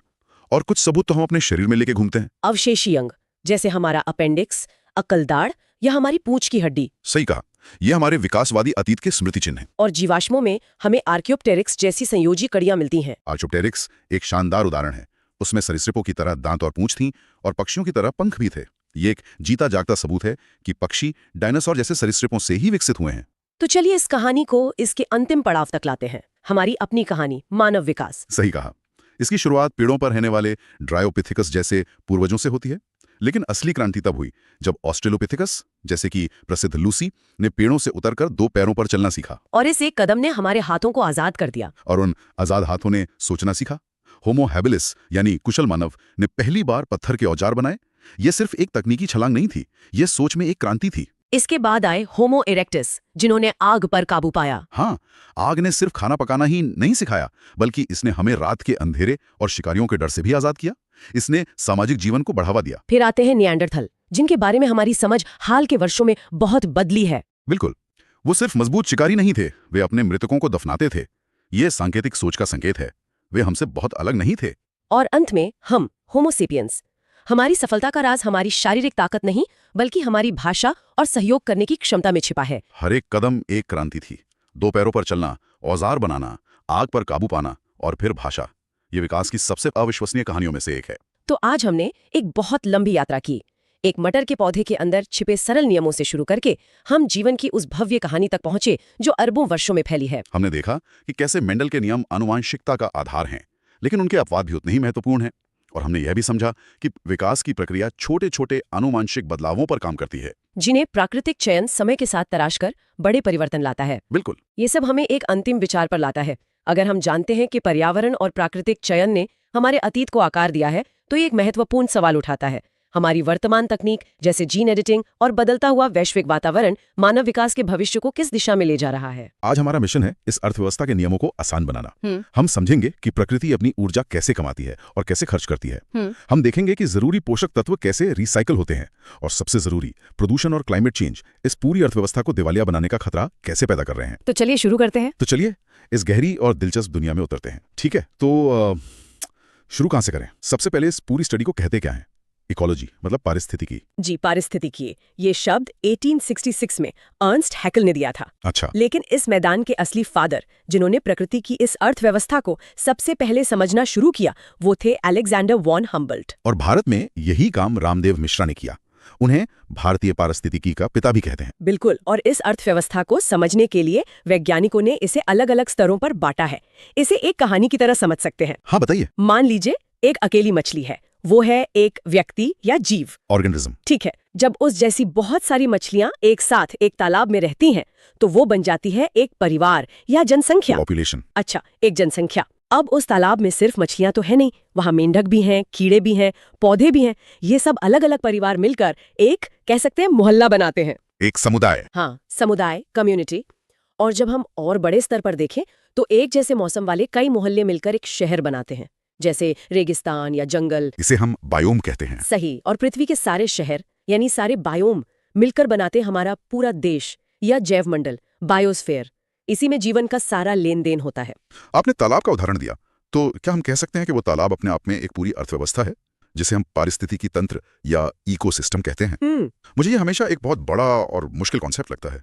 क्या मेरे बगीचे का एक गमला भी एक छोटा सा इकोसिस्टम हो सकता है? अरे ये तो बहुत अच्छा सवाल पूछा आपने, और इसका जवाब है हाँ, बिल्कुल हो सकता है। सच में? जी, A.J. टांसले ने 1935 में जब इकोसिस्टम शब्द दिया तो उनका मतलब यही था, प्रकृति की कोई भी ऐसी इकाई जहां जानदार और बेजान चीजें एक दूसरे से लेन देन कर रही हों। अच्छा। आपका गमला एक छोटा इकोसिस्टम है जिसमें मिट्टी, पानी, हवा, ये बेजान यानी एबायोटिक चीजें हैं, सब एक दूसरे पर निर्भर हैं। और इस अर्थव्यवस्था के खिलाड़ी भी तय हैं। कौन कौन है? सबसे पहले है उत्पादक, प्रोड्यूसर्स, यानी हरे पौधे। ये सूरज की रोशनी से ऊर्जा लेकर सबका खाना बनाते हैं। ये सिस्टम के मैन्युफैक्चरर हैं। ठीक है। फिर आते हैं उपभोक्ता, कंज्यूमर्स। इनमें पहले हैं प्राथमिक उपभोक्ता, जो सीधे पौधों को खाते हैं, जैसे टिड्डा, ये शाकाहारी ग्राहक हैं। फिर आते हैं द्वितीयक उपभोक्ता, जो इन ग्राहकों को खाते हैं, जैसे मेंढक। और सबसे ऊपर है तृतीयक उपभोक्ता, जैसे शेर। ये सिस्टम के टॉप मैनेजर हो गए। एक तरह से हाँ। और एक ग्रुप और है जिसे हम अक्सर भूल जाते हैं, अपघटक, डिकम्पोजर्स, मतलब बैक्टीरिया और फंगस। इनकी क्या भूमिका है इस इकोनॉमी में? ये शायद सबसे जरूरी खिलाड़ी हैं। अच्छा। हाँ, ये सिस्टम की सफाई और रिसाइकलिंग टीम है। जब पौधे या जानवर मर जाते हैं तो ये उन्हें सड़ाकर उनके शरीर में बंद सारे कीमती पोषक तत्वों को वापस मिट्टी में मिला देते हैं, ताकि उत्पादक उन्हें दोबारा इस्तेमाल कर सकें। बिल्कुल। इनके बिना तो पूरी अर्थव्यवस्था ठप हो जाएगी। सारा कच्चा माल मुर्दा शरीरों में फंस कर रह जाएगा। वाह। हाँ। ये सब एक दूसरे से जुड़े हैं। और ये जुड़ाव हमें ऊर्जा के लेन देन तक ले जाता है, जिसे हम खाद्य श्रृंखला या फूड चेन कहते हैं। जैसे घास को बकरी ने खाया, बकरी को इंसान ने। लेकिन यहाँ ऊर्जा का हिसाब किताब कैसे होता है? यहीं पर प्रकृति का सबसे दिलचस्प और चौंकाने वाला नियम आता है। बताइए। 1942 में रेमंड लिंडमन ने 10% का नियम दिया। ये नियम कहता है कि जब कोई जीव किसी दूसरे जीव को खाता है तो उसे उसकी सिर्फ 10% ऊर्जा ही मिलती है। एक मिनट, सिर्फ 10%? जी, सिर्फ 10%। बाकी 90% का क्या होता है? ये तो बहुत बड़ी बर्बादी लगती है। चलाने में खर्च हो जाती है, जैसे सांस लेने में, चलने फिरने में, शरीर को गर्म रखने में। वो गर्मी बनकर उड़ जाती है। अच्छा। और यही 10% का नियम हमें एक बहुत गहरी बात सिखाता है। क्या? इस ग्रह के लिए शाकाहारी होना मांसाहारी होने से कहीं ज्यादा एफिशिएंट है। सोचिए, 100 किलो घास से 10 किलो के बकरी का पेट भर सकता है। और उस 10 किलो की बकरी से सिर्फ 1 किलो वजन का शेर पल सकता है। सही। हमारी खाने की आदतें सीधे तौर पर ग्रह के ऊर्जा बजट पर असर डालती हैं। तो इसी वजह से फूड चेन ज्यादा लंबी नहीं होती, क्योंकि हर लेवल पर ऊर्जा खत्म होती जाती है। बिल्कुल सही पकड़ा आपने। 4 या 5 लेवल के बाद ऊर्जा इतनी कम बचती है कि किसी और जीव का पेट ही नहीं भर सकता। और एक बात गांठ बांधने वाली है, ऊर्जा का ये बहाव हमेशा एक तरफा होता है। मतलब? ये ये सूरज से पौधों में, पौधों से जानवरों में तो जाता है, पर कभी उल्टा वापस नहीं आता। ये एक वन वे स्ट्रीट है। इस ऊर्जा के बहाव को दिखाने के लिए पिरामिड का इस्तेमाल भी होता है ना, एल्टोनियन पिरामिड। जी, मैंने पढ़ा है कि संख्या और बायोमास, मतलब कुल वजन के पिरामिड कभी कभी उल्टे भी हो सकते हैं। ये थोड़ा कंफ्यूजिंग है। हाँ, ये कुछ अजीब अपवाद है। जैसे एक अकेले पेड़ पर हजारों पक्षी और लाखों परजीवी रह सकते हैं। तो संख्या का पिरामिड उल्टा हो गया, एक पेड़ फिर हजारों पक्षी। सही। या समुद्र में छोटे छोटे फाइटोप्लैंक्टन का कुल वजन उन्हें खाने वाली मछलियों से कम हो सकता है, क्योंकि वो बहुत तेजी से पैदा होते और खा लिए जाते। ठीक है, ये समझ आया। लेकिन यहाँ एग्जाम के लिए सबसे जरूरी नियम याद रखना है। क्या है वो? ऊर्जा का पिरामिड कभी भी उल्टा नहीं हो सकता। It's always upright. हमेशा सीधा। क्यों नहीं हो सकता उल्टा? क्योंकि आप बिना कुछ दिए ऊर्जा बना नहीं सकते। ये फिजिक्स का नियम है। अच्छा। चूंकि हर लेवल पर 90% ऊर्जा खत्म हो जाती है, तो नीचे का लेवल हमेशा हमेशा ऊपर वाले से बड़ा ही होगा। मतलब उत्पादकों के पास हमेशा सबसे ज्यादा ऊर्जा होगी और टॉप के शिकारी के पास सबसे कम। ये प्रकृति की अर्थव्यवस्था का सुनहरा नियम है। ठीक है, तो ऊर्जा एक तरफ बहकर खत्म हो जाती है, लेकिन जीवन को बनाने वाले जो तत्व हैं, जैसे नाइट्रोजन या कार्बन, उनका क्या होता है? क्या वे भी खत्म हो जाते हैं? ये एक शानदार सवाल है। नहीं, वे खत्म नहीं होते। तो फिर? प्रकृति उन्हें बड़ी समझदारी से रिसाइकल करती है। इसे ही हम जैव भू रासायनिक चक्र कहते हैं, बायोजियोकेमिकल साइकिल्स। और इनमें नाइट्रोजन चक्र सबसे कमाल का है। क्यों? देखिए, हमारे चारों ओर हवा में 78% नाइट्रोजन है, लेकिन पौधे उसे सीधे इस्तेमाल नहीं कर सकते। अच्छा। ये वैसा ही है जैसे आप प्यासे हो और समुद्र के बीच में हो। पानी तो बहुत है, पर आप पी नहीं सकते। सही। तो यहाँ प्रकृति की माइक्रोबियल टीमें काम पर लगती हैं। पहली टीम है नाइट्रोजन फिक्सर्स की। फिक्सर्स? हाँ, राइजोबियम जैसे बैक्टीरिया पौधों की जड़ों के साथ पार्टनरशिप में काम करते हैं और हवा की नाइट्रोजन को पकड़कर पौधों के लिए फिक्स कर देते हैं। वाह। दूसरी टीम है कन्वर्टर्स की, जैसे नाइट्रोसोमोनास और नाइट्रोबैक्टर। ये उस फिक्स की हुई नाइट्रोजन को नाइट्रेट में बदलते हैं, जो पौधों का पसंदीदा खाना है। और तीसरी टीम? वो है रिलीजर्स की, जैसे स्यूडोमोनास। ये बची खुची नाइट्रेट को वापस गैस बनाकर हवा में छोड़ देती है ताकि ये चक्र हमेशा चलता रहे। ये सुनकर तो दिमाग घूम जाता है। मतलब हमारी जमीन के नीचे एक अदृश्य प्राकृतिक फैक्ट्री है जो 24 घंटे काम कर रही है। हाँ। और उसे चला कौन रहा है? छोटे छोटे बैक्टीरिया। बिल्कुल। लेकिन तब क्या होता है जब हम इंसान इस परफेक्ट चल रही फैक्ट्री में कोई गड़बड़ कर देते हैं? तब प्रदूषण होता है और ये इस पूरी अर्थव्यवस्था को तबाह कर सकता है। जैसे वायु प्रदूषण को लें। जब गाड़ियों और फैक्ट्रियों से सल्फर डाइऑक्साइड और नाइट्रोजन डाइऑक्साइड निकलती है, SO2 और NO2, हाँ, तो वो बारिश के पानी से मिलकर तेजाब बन जाती है। इसे ही हम अम्ल वर्षा या एसिड रेन कहते हैं। और ये इमारतों को गला रही है, जिसका सबसे दुखद उदाहरण हमारा ताजमहल है। सही। और एक मजेदार फैक्ट ये है कि लाइकेन नाम के जीव SO2 प्रदूषण के सबसे अच्छे इंडिकेटर हैं। अच्छा, कैसे? जहां हवा साफ होती है ये वहीं उगते हैं, जहां प्रदूषण होता है ये गायब हो जाते हैं। ये प्रकृति के अपने पोल्यूशन डिटेक्टर हैं। और पानी के प्रदूषण का क्या? मैंने BOD जैसे शब्दों के बारे में पढ़ा है, ये क्या होता है? BOD यानी बायोकेमिकल ऑक्सीजन डिमांड। इसको ऐसे समझिए, ये पानी के फेफड़ों का टेस्ट है। फेफड़ों का टेस्ट? हाँ, पानी में आप जितना ज्यादा जैविक कचरा जैसे सीवेज डालेंगे, उसे साफ करने वाले बैक्टीरिया को उतनी ही ज्यादा सांस मतलब ऑक्सीजन लेनी पड़ेगी। तो अगर पानी का BOD बहुत ज्यादा है तो इसका मतलब है कि बैक्टीरिया ने सारी ऑक्सीजन खींच ली है और नदी का दम घुट रहा है। मछलियों के लिए कोई ऑक्सीजन नहीं बची। ओह, ये तो बहुत खतरनाक है। इसी से जुड़ी एक और खतरनाक चीज है सुपोषण, यूट्रिफिकेशन। हाँ, मैंने शायद किसी तालाब को देखा है जो ऊपर से पूरा हरा हो गया हो, जैसे किसी ने उस पर हरी चादर बिछा दी हो। बिल्कुल, ये तब होता है जब खेतों से बहकर आए उर्वरक पानी में मिल जाते हैं। ये शैवाल मतलब एल्गी के लिए एक पार्टी जैसा होता है और वो बेतहाशा बढ़ने लगते हैं। लेकिन जब ये करोड़ों शैवाल मरते हैं तो उन्हें सड़ाने वाले बैक्टीरिया पानी की बची कुची ऑक्सीजन भी खत्म कर देते हैं। वो हरी चादर असल में उस तालाब के लिए मौत की चादर है। एक मिनट रुकिए, एक और शब्द है जैव आवर्धन, बायोमैग्निफिकेशन। ये सुनने में बहुत खतरनाक लगता है। और ये है भी। अगर पानी में DDT जैसे जहर की मात्रा बहुत ही कम है, मान लीजिए 0.003 ppb, तो ये इतनी बड़ी समस्या कैसे बन सकती है? ये तो लगभग न के बराबर लगता है। यही पर प्रकृति का गणित हमें चौंकाता है। कैसे? ये ना के बराबर जहर हजारों छोटी मछलियों के शरीर में जमा होता है। फिर जब एक बड़ी मछली उन हजारों छोटी मछलियों को खाती है तो उन सबका जहर उस एक बड़ी मछली में पहुंच जाता है। और जब एक पक्षी ऐसी कई बड़ी मछलियों को खाता है तो उसके शरीर में जहर की मात्रा हजारों लाखों गुना बढ़ जाती है। ये हर कदम पर बढ़ता जाता है। बाप रे। DDT की वजह से पक्षियों के अंडों के छिलके इतने पतले हो गए थे कि बच्चे पैदा होने से पहले ही मर जाते थे। और इसी तरह पारे से मिनामाता बीमारी और कैडमियम से इटाई बीमारी फैली थी। ये धीमा जहर है जो पूरी फूड चेन को तबाह कर देता है। ये तो बहुत डरावना है। ये तो हुई लोकल समस्याएं, लेकिन कुछ दिक्कतें तो पूरी दुनिया पर असर डाल रही हैं, जैसे ग्लोबल वार्मिंग। क्या ये ग्रीन हाउस इफेक्ट से जुड़ा है? हाँ, ग्रीन हाउस इफेक्ट असल में एक अच्छी चीज है। अच्छी चीज? जी, कुछ गैसें जैसे कार्बन डाइऑक्साइड पृथ्वी के लिए एक कंबल की तरह काम करती हैं और सूरज की गर्मी को रोककर ग्रह को गर्म रखती हैं। इनके बिना पृथ्वी एक बर्फीला गोला होती। तो समस्या कब शुरू हुई? समस्या तब शुरू हुई जब हमने जीवाश्म ईंधन मतलब कोयला, पेट्रोल जलाकर इस कंबल को बहुत ज्यादा मोटा कर दिया। अच्छा। अब ये जरूरत से ज्यादा गर्मी रोक रहा है और इसी से ग्लोबल वार्मिंग हो रही है। इसमें सबसे बड़ा हाथ CO2 और मीथेन का है ना? सही। CO2 का लगभग 60% और मीथेन CH4 का लगभग 20% योगदान है, जो धान के खेतों और मवेशियों से निकलती है। और ओजोन परत में छेद होना, क्या वो भी इसी से जुड़ा है? ये एक आम कंफ्यूजन है, लेकिन नहीं, ये एक अलग समस्या है। अच्छा, ये अलग है। हाँ, ओजोन परत हमारे वायुमंडल के ऊपरी हिस्से समताप मंडल में है और ये हमारे लिए एक आसमानी सनस्क्रीन की तरह काम करती है, जो सूरज की खतरनाक UV किरणों को रोकती है। बिल्कुल। लेकिन पुराने फ्रिल और AC में इस्तेमाल होने वाली क्लोरोफ्लोरोकार्बन मतलब CFCs गैस ने इसे भारी नुकसान पहुंचाया। CFC का एक मॉलिक्यूल ओजोन के हजारों मॉलिक्यूल्स को तोड़ सकता है। पर अच्छी खबर यह है कि दुनिया ने मिलकर इस पर काम किया। हाँ, ये एक अच्छी खबर है। हाँ, अंतर्राष्ट्रीय समझौते, इनके बारे में भी हमारे नोट्स में काफी कुछ है। बिल्कुल। और इनमें सबसे सफल शायद 1987 का मॉन्ट्रियल प्रोटोकॉल ही है, जो ओजोन को बचाने के लिए बना था। सही। और ग्रीन हाउस गैसों को कम करने के लिए क्योटो प्रोटोकॉल। जी, 1997 में। इसके अलावा दुनिया की जरूरी आर्द्रभूमियों मतलब वेटलैंड्स को बचाने के लिए 1971 में रामसर कन्वेंशन हुआ। और भारत ने अपने बागों को बचाने के लिए 1973 में प्रोजेक्ट टाइगर शुरू किया, जो एक बड़ी कामयाबी रही है। बिल्कुल।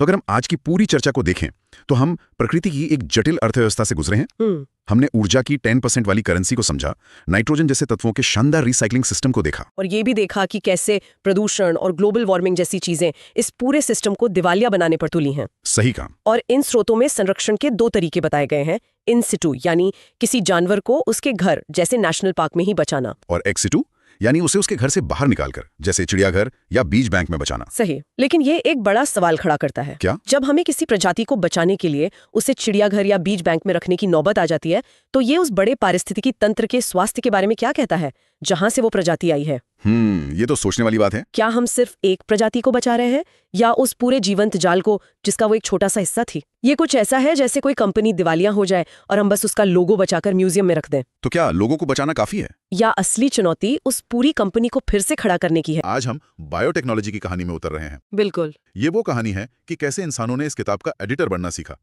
कैसे हम बीमारियों वाली गलतियों को सुधार सकते हैं, एक किताब से अच्छे वाक्य कॉपी करके दूसरी में पेस्ट कर सकते हैं और यहाँ तक कि नए अध्याय भी लिख सकते हैं। सही कहा। हमारे पास आधुनिक बायोटेक्नोलॉजी के सिद्धांत और अनुप्रयोग टेक्स्ट बुक से कुछ अंश हैं और आज हम इसी कहानी की पढ़ते खोलने वाले हैं। और आज हमारा मिशन सिर्फ ये बताना नहीं है कि बायोटेक्नोलॉजी क्या है, बल्कि ये समझना है कि हम जीवन के इस कोड को एडिट करने के काबिल कैसे बने।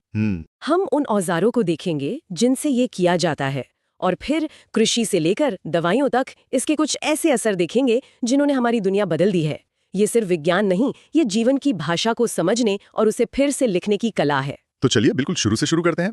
अगर इसे आसान भाषा में समझना हो तो बायोटेक्नोलॉजी का मतलब क्या है? क्या ये सिर्फ लैब में टेस्ट ट्यूब के साथ काम करना है? उससे कहीं ज्यादा। सीधे शब्दों में कहें तो ये जीवित जीवों या उनसे मिलने वाली चीजों का इस्तेमाल करके इंसानियत के काम आने वाले प्रोडक्ट्स बनाना है। अच्छा। हजारों सालों से हम ये करते आ रहे हैं। दही जमाना, ब्रेड बनाना, ये सब बायोटेक्नोलॉजी के पुराने रूप हैं। लेकिन आज की जो आधुनिक बायोटेक्नोलॉजी है वो दो ताकतवर तकनीकों पर टिकी है। और वो दो तकनीकें कौन सी हैं? पहली है जेनेटिक इंजीनियरिंग। ये इस कहानी का सबसे रोमांचक हिस्सा है। इसका मतलब है किसी जीव के जेनेटिक मटेरियल यानी डीएनए या आरएनए में जानबूझकर बदलाव करना ताकि उस जीव का रंग, रूप या बर्ताव ही बदल जाए। ये जीवन की किताब में सीधे तौर पर कुछ लिखने या मिटाने जैसा है। और दूसरी है बायो प्रोसेसिंग इंजीनियरिंग। मान लीजिए आपने जेनेटिक इंजीनियरिंग से एक बैक्टीरिया बना लिया जो कोई कीमती दवाई बनाता है। ठीक है। अब आपको वो दवाई बहुत बड़ी मात्रा में चाहिए, तो बायो प्रोसेसिंग इंजीनियरिंग में हम एक ऐसा नियंत्रित, एकदम साफ सुथरा माहौल बनाते हैं जिसमें कोई दूसरा कीटाणु पनप न सके। अच्छा। ताकि हमारा बनाया हुआ खास जीव ही अच्छी तरह से बढ़े और हमें हमारा प्रोडक्ट जैसे कोई एंटीबायोटिक या वैक्सीन भरपूर मात्रा में मिल सके। मतलब एक तकनीक है कोड लिखने की और दूसरी है उस कोड से बनी चीज को फैक्ट्री लेवल पर बनाने की। बिल्कुल। और जाहिर है इस फील्ड की नींव रखने वाले कुछ लोग होंगे। हाँ, और उन्हें याद करना जरूरी है। पॉल बर्ग, जिन्हें जेनेटिक इंजीनियरिंग का पिता कहा जाता है, क्योंकि उन्होंने ही पहली बार अलग अलग स्रोतों से डीएनए जोड़कर दिखाया था। फिर है एलेक जेफरीज, जिन्होंने डीएनए फिंगरप्रिंटिंग की खोज की। और भारत में डॉक्टर लालजी सिंह। हाँ, भारत में इस तकनीक को लाने वाले थे डॉक्टर लालजी सिंह। इन लोगों ने हमें जीवन की किताब को पढ़ने और एडिट करने के पहले नियम सिखाए। ठीक है, तो अब जब बुनियाद समझ आ गई है तो उस हिस्से पर आते हैं जहां असल जादू होता है। आपने जेनेटिक इंजीनियरिंग की बात की, इसके लिए एक खास तरह के टूल बॉक्स की जरूरत पड़ती होगी। हाँ, ऐसा तो है नहीं कि आप किसी भी कैंची से डीएनए काट सकते हैं। बिल्कुल नहीं। और ये टूल बॉक्स ही बायोटेक्नोलॉजी का दिल है। इसका सबसे जरूरी औजार है आणविक कैंची यानी रेस्ट्रिक्शन एंजाइम। ये खास तरह के प्रोटीन होते हैं जो डीएनए को कहीं से भी नहीं बल्कि एक बहुत खास जगह से काटते हैं। वो डीएनए में एक खास सीक्वेंस, एक खास पासवर्ड को पहचानते हैं और वहीं कट लगाते हैं। एक खास पासवर्ड? ये दिलचस्प है। कैसा पासवर्ड? इन्हें पैलिंड्रोमिक सीक्वेंस कहते हैं। मतलब ये ऐसे शब्द या सीक्वेंस होते हैं जो आगे और पीछे से पढ़ने में एक जैसे हों, जैसे कि मलयालम। अरे वाह, मलयालम जैसा। तो ये कोई भी कैंची नहीं है, ये एक स्मार्ट कैंची हुई जो जानती है कि काटना कहाँ है। हाँ। और जब ये कट लगता है तो क्या होता है? यहीं पर सबसे मजेदार बात है। ज्यादातर रेस्ट्रिक्शन एंजाइम डीएनए को सीधे सीधे नहीं काटते बल्कि थोड़ा टेढ़ा काटते हैं। अच्छा। इससे डीएनए के दोनों सिरों पर कुछ हिस्से अकेले रह जाते हैं। इन सिरों को स्टिकी एंड्स या चिपचिपे सिरे कहते हैं। रुकिए, तो ये कैंची सिर्फ काट नहीं रही बल्कि ऐसे सिरे बना रही है जो किसी और टुकड़े से जुड़ने के लिए तैयार हैं। ठीक समझे? ये तो कैंची से ज्यादा एक तालाचागी बनाने वाले की तरह हुआ। मतलब एक ऐसा आकार बना रहा है जिसमें कोई दूसरा खास टुकड़ा ही फिट हो सकता है। आपने बिल्कुल सही समझा। यही इन स्टिकी एंड्स का कमाल है। ये दूसरे डीएनए टुकड़े को, जिसमें वैसे ही स्टिकी एंड्स हों, आसानी से जुड़ने की एक जगह दे देते हैं। आणविक गोंद, जिसे डीएनए लाइगेज कहते हैं। ये एंजाइम इन टुकड़ों को मजबूती से जोड़ देता है। तो काटने के लिए स्मार्ट कैंची हो गई और जोड़ने के लिए गोंद। सही। पर अब मान लीजिए हमने कोई जरूरी जीन जैसे इंसुलिन बनाने वाला निकाल लिया। अब इसे किसी दूसरी जीव, मान लीजिए बैक्टीरिया में डालना है, तो इसे वहां तक पहुंचाएंगे कैसे? कोई डिलीवरी सर्विस भी तो होगी। बिल्कुल, और उसे हम कहते हैं वेक्टर। ये एक तरह की जेनेटिक टैक्सी ही समझिए। Genetic taxi? हाँ, जो हमारे जीन को मेजबान कोशिका के अंदर तक ले जाती है। सबसे आम वेक्टर होते हैं प्लाज्मिड्स। ये बैक्टीरिया में मौजूद छोटे गोल डीएनए होते हैं। अच्छा। वैज्ञानिक तो अब लैब में अपनी जरूरत के हिसाब से खास प्लाज्मिड भी डिजाइन कर लेते हैं जो इस काम के लिए और भी बेहतर होते हैं। कमाल है। तो हमारे पास पूरा टूल किट तैयार है। अब जरा समझते हैं कि एक बायोटेक्नोलॉजिस्ट इस टूल किट को इस्तेमाल कैसे करता है। पूरी प्रक्रिया क्या है? देखिए, प्रक्रिया के कुछ तय कदम हैं। अच्छा। सबसे पहले हमें उस कोशिका से डीएनए निकालना होता है जिसमें हमारा मनचाहा जीन है। आइसोलेशन। हाँ, आइसोलेशन। इसके लिए कुछ खास एंजाइम से कोशिका की दीवार को गलाया जाता है। एक बार जब डीएनए का कुछ हाथ में आ गया फिर हम अपनी आणविक कैंची यानी रिस्ट्रिक्शन एंजाइम का इस्तेमाल करके उसे काटते हैं। लेकिन यहाँ एक समस्या है, हमें जो जीन चाहिए उसकी शायद हमारे पास सिर्फ 1 या 2 कॉपी ही हो। जो बहुत कम है। बहुत कम। इसलिए हमारा अगला कदम है उस जीन की लाखों करोड़ों कॉपी बनाना। लाखों करोड़ों कॉपी एक जीन की, वो कैसे मुमकिन है? यह एक क्रांतिकारी तकनीक से मुमकिन है जिसे पीसीआर कहते हैं। पीसीआर? Polymerase chain reaction. आप इसे एक जेनेटिक फोटोकॉपी मशीन समझ सकते हैं। Genetic photocopy machine? हाँ, कैरी मुलिस ने इसका आविष्कार किया था और ये कुछ ही घंटों में एक जीन की अरबों प्रतियां बना सकती है। इसमें टैग पॉलीमरेज नाम का एक एंजाइम इस्तेमाल होता है जो एक ऐसे बैक्टीरिया से मिलता है जो गर्म पानी के झरनों में रहता है। अच्छा। और इसकी खासियत ये है कि ये बहुत ज्यादा तापमान पर भी खराब नहीं होता, जो इस फोटोकॉपी प्रोसेस के लिए जरूरी है। तो अब हमारे पास अपने जीन की अरबों कॉपी है, अब तो काम आसान हो गया होगा। हाँ, अब हम इस जीन को अपनी टैक्सी यानी वेक्टर के साथ आणविक गोंद से जोड़ते हैं। फिर इस नए डीएनए, जिसे अब हम रिकॉम्बिनेंट डीएनए कहते हैं, उसे बैक्टीरिया जैसी किसी मेजबान कोशिका में डाल देते हैं। और आखिर में अगर हमें बड़े पैमाने पर प्रोटीन बनवाना है तो बायोरिएक्टर का इस्तेमाल होता है। बिल्कुल। इन बदली हुई कोशिकाओं को बायोरिएक्टर नाम के बड़े बड़े स्टील के टैंकों में उगाते हैं जहां से हमें हमारा प्रोडक्ट मिलता है। तो हमने सिद्धांत समझ लिया, टूल किट देख लिया और प्रक्रिया भी जान ली। अब देखते हैं कि ये सब असल दुनिया में क्या गुल खिला रहा है। चलिए खेतों से शुरू करते हैं। सुना है बीटी कॉटन ने भारत में कपास की खेती में क्रांति ला दी थी। बिल्कुल। यहाँ समस्या थी बॉलवर्म नाम का एक कीड़ा जो कपास की पूरी फसल बर्बाद कर देता था। इसका हल मिला बैसिलस थुरिंजिएंसिस यानी बीटी नाम के एक बैक्टीरिया में। वैज्ञानिकों ने इस बैक्टीरिया से एक खास जीन, जिसे क्राई जीन कहते हैं, निकाला और उसे कपास के पौधे में डाल दिया। और ये जीन पौधे के अंदर ऐसा क्या करता है कि कीड़ा मर जाता है? यहीं पर इसका डिजाइन बहुत शानदार है। ये जीन पौधे में एक प्रोटीन बनाता है, लेकिन ये प्रोटीन शुरू में एक निष्क्रिय मतलब बेअसर जहर के रूप में होता है। प्रोटोटॉक्सिन। हाँ, प्रोटोटॉक्सिन। पौधे को इससे कोई नुकसान नहीं होता, लेकिन जब बॉलवर्म पौधे को खाता है तो ये प्रोटीन उसके पेट में चला जाता है। कीड़े के पेट का माहौल क्षारीय मतलब एल्कलाइन होता है और ये क्षारीय पीएच उस बेअसर जहर को एक बिल्कुल, और ये सक्रिय जहर कीड़े की आंत में छेद कर देता है जिससे कीड़ा मर जाता है। ये तरीका बहुत चालाकी भरा लगता है, लेकिन इससे एक सवाल भी उठता है कि क्या ये जहर दूसरे कीड़ों या मिट्टी को भी नुकसान पहुंचा सकता है? ये एक जरूरी सवाल है, लेकिन एक और तकनीक है जो इससे भी ज्यादा सूक्ष्म लगती है, आरएनए इंटरफेरेंस। जीन साइलेंसिंग, ये क्या भला है? ये और भी दिलचस्प तरीका है। तंबाकू के पौधों की जगहों में एक कीड़ा लग जाता था जो फसल बर्बाद कर देता था। यहाँ वैज्ञानिकों ने पौधे में कोई जहर बनाने वाला जीन नहीं डाला। तो फिर क्या किया? इसके बजाय उन्होंने पौधे के अंदर एक ऐसा सिस्टम बनाया जो एक खास तरह का डबल स्ट्रैंडेड आरएनए बनाता है। जब कीड़ा पौधे की जड़ को खाता है तो ये आरएनए उसके शरीर में चला जाता है और उसके एक बहुत जरूरी जीन से निकलने वाले संदेश यानी एमआरएनए को चुप करा देता है, उसे ब्लॉक कर देता है। मतलब ये कीड़े के शरीर में कोई हथियार भेजने के बजाय उसके अपने ही सिस्टम को हैक करके बंद कर देने जैसा है, एक तरह का बायोलॉजिकल साइबर अटैक। क्या बेहतरीन एनालॉग है, बिल्कुल वैसा ही है। और जब कीड़े का वो जरूरी जीन ही काम नहीं करेगा तो वो जिंदा नहीं रह पाएगा। कमाल है। और फिर एक और मशहूर उदाहरण है गोल्डन राइस। ये बायोफोर्टिफिकेशन का एक शानदार उदाहरण है, यानी फसलों को और पौष्टिक बनाना। हाँ, विटामिन ए की कमी से होने वाले अंधेपन से लड़ने के लिए वैज्ञानिकों ने चावल में डैफोडिल के जीन डालकर उसे बीटा कैरोटीन से भरपूर बना दिया, जिससे चावल का रंग सुनहरा हो गया। तो हमने देखा कि कैसे ये तकनीक पौधों को अपनी रक्षा खुद करने या ज्यादा पौष्टिक बनने में मदद कर सकती है। अब खेतों से निकलकर फार्मेसी की तरफ चलते हैं। जब हमारे शरीर के अंदर कोई कोड गड़बड़ हो तो क्या ये तकनीक वहां भी काम आती है? बिल्कुल। डायबिटीज के मरीजों के लिए इंसुलिन एक बहुत बड़ा उदाहरण है। हाँ, और ये बायोटेक की शुरुआती सफलताओं में से एक है। पहले डायबिटीज के मरीजों के लिए इंसुलिन जानवरों जैसे गाय या सुअर से निकाला जाता था, जिससे एलर्जी का खतरा था। हाँ, कुछ लोगों को एलर्जी हो जाती थी। असली चुनौती थी कि इंसानी इंसुलिन को बैक्टीरिया से कैसे बनवाया जाए। इसमें क्या मुश्किल थी? बस इंसुलिन का जीन बैक्टीरिया में डाल दो। ये इतना सीधा नहीं था। असली पहेली ये थी कि इंसानी इंसुलिन 2 अलग-अलग चेनों ए और बी से मिलकर बनता है जो बाद में जुड़ती हैं। हमारे शरीर में ये एक लंबी चेन के रूप में बनता है जिसमें से बाद में एक बीच का हिस्सा सी पेप्टाइड काटकर निकाल दिया जाता है। लेकिन बैक्टीरिया ये काटने छाटने का काम नहीं कर सकते थे। अच्छा, तो ये मुश्किल थी। हाँ, तब 1983 में एली लिली नाम की कंपनी के वैज्ञानिकों को एक शानदार आइडिया आया। क्या आइडिया था वो? उन्होंने सोचा, अगर बैक्टीरिया बीच का हिस्सा काट नहीं सकते तो हम उन्हें वो हिस्सा बनाने को कहें ही क्यों। उन्हें अलग अलग बैक्टीरिया में डाला और बैक्टीरिया से दोनों चेन अलग अलग बनवा ली। अरे, फिर लैब में उन दोनों चेनों को निकालकर रासायनिक रूप से जोड़ दिया। ये उस मैन्युफैक्चरिंग पहेली का एक लाजवाब हल था। ठीक है, तो ये हुआ शरीर के बाहर से एक जरूरी प्रोटीन बनाकर देना। पर क्या हम एक कदम और आगे जा सकते हैं? क्या हम शरीर के अंदर जाकर उस खराब जीन को ही ठीक कर सकते हैं? इसी को जीन थेरेपी कहते हैं और ये इस फील्ड का सबसे बड़ा सपना है। इसका पहला प्रयास 1990 में एक 4 साल की बच्ची पर किया गया था। उसे ADA नाम के एक एंजाइम की कमी थी, जिसकी वजह से उसका इम्यून सिस्टम बिल्कुल काम नहीं करता था। वो छोटे मोटे इन्फेक्शन से भी नहीं लड़ सकती थी। तो डॉक्टरों ने क्या किया? डॉक्टरों ने उसके शरीर से कुछ इम्यून सेल्स मतलब लिम्फोसाइट्स निकाले। लैब में एक वायरस को टैक्सी की तरह इस्तेमाल करके उन सेल्स में ADA एंजाइम का सही वाला जीन डाला और फिर उन ठीक की हुई कोशिकाओं को वापस बच्ची के खून में डाल दिया। बिल्कुल, ये स्थायी इलाज तो नहीं था क्योंकि वे कोशिकाएं कुछ समय बाद मर जाती हैं, लेकिन इसने पहली बार ये उम्मीद जगाई कि हम जेनेटिक बीमारियों को शायद एक दिन जड़ से खत्म कर पाएंगे। ये सुनकर तो रोंगटे खड़े हो जाते हैं। और अब एक ऐसे विषय पर आते हैं जिसने हमेशा से विज्ञान और कल्पना दोनों को अपनी ओर खींचा है, क्लोनिंग। जब भी ये शब्द आता है तो एक ही नाम याद आता है, डॉली भेड़। बिल्कुल, 1996 में जब डॉली की खबर आई तो ऐसा लगा जैसे साइंस फिक्शन सच हो गया हो। ये एक प्रयोगशाला की खबर से कहीं ज्यादा थी, इसने पूरी दुनिया में हलचल मचा दी थी। तो ये किया कैसे गया था? प्रक्रिया क्या थी? उन्होंने एक भेड़, मान लीजिए सफेद मुंह वाली भेड़ A की थन की एक कोशिका ली और उसमें से न्यूक्लियस यानी कोशिका का दिमाग निकाल लिया। ठीक है। फिर एक दूसरी भेड़ काले मुंह वाली B का अंडा लिया और उसका न्यूक्लियस निकालकर फेंक दिया।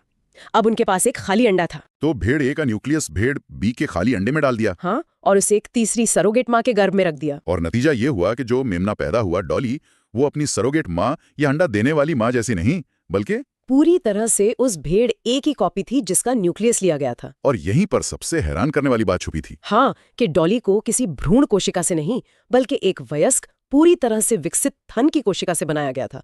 इसने ये साबित कर दिया कि हमारे शरीर की किसी भी आम कोशिका, चाहे वो चमड़ी की हो या थन की, बिल्कुल उसके अंदर पूरे जीव को बनाने का जेनेटिक ब्लूप्रिंट मौजूद होता है। तो किसी की नकल बनाने से लेकर किसी की पहचान करने तक DNA फिंगरप्रिंटिंग ने तो अपराध की दुनिया की जांच का तरीका ही बदल दिया। इसका सिद्धांत बहुत सरल है। हम सब इंसानों का 99.9% DNA एक जैसा है, लेकिन जो 0.1% का फर्क है वही हमें सबसे अलग बनाता है। ये फर्क हमारे DNA के उन हिस्सों में ज्यादा होता है जहां कुछ कोड बार बार दोहराए जाते हैं। हर इंसान में इन दोहराव की संख्या अलग अलग होती है और यही हमारा यूनिक जेनेटिक बारकोड है। और इसकी प्रक्रिया क्या है? क्राइम सीन से मिले खून के धब्बे से अपराधी तक कैसे पहुंचते हैं? सबसे पहले सैंपल से DNA निकाला जाता है, फिर उसे आणविक कैंची से छोटे छोटे टुकड़ों में काटा जाता है। ठीक है। इसके बाद इन टुकड़ों को जेल पर रखकर एक दौड़ लगवाई जाती है जिसे जेल इलेक्ट्रोफोरेसिस कहते हैं। DNA पर नेगेटिव चार्ज होता है तो वो पॉजिटिव सिरे की तरफ भागता है। और जो टुकड़े जितने छोटे होते हैं वो उतनी तेजी से भागते हैं। हाँ, और दूर तक भागते हैं। तो ये एक रेस है जिसमें साइज के हिसाब से सब अलग अलग हो जाते हैं। सही। बिल्कुल। और अंत में कुछ खास तकनीकों का इस्तेमाल करके DNA के इस यूनिक पैटर्न को एक एक्सरे फिल्म पर छाप लिया जाता है, ठीक वैसे ही जैसे एक बारकोड स्कैनर किसी प्रोडक्ट के कोड को पढ़ता है। यही छाप उस व्यक्ति का DNA फिंगरप्रिंट है। इतनी शक्ति के साथ जाहिर है बड़ी जिम्मेदारियां भी आती होंगी। इन सब चीजों को रेगुलेट करने के लिए भी तो कोई सिस्टम होगा? जरूर। भारत में GEAC यानी जेनेटिक इंजीनियरिंग मूल्यांकन समिति है। ये देखती है कि जेनेटिकली मॉडिफाइड रिसर्च सुरक्षित है या नहीं और क्या किसी GM जीव को सार्वजनिक उपयोग के लिए लाना ठीक है। और एक और बड़ा मुद्दा है बायोपायरेसी का। हाँ, ये क्या होता है?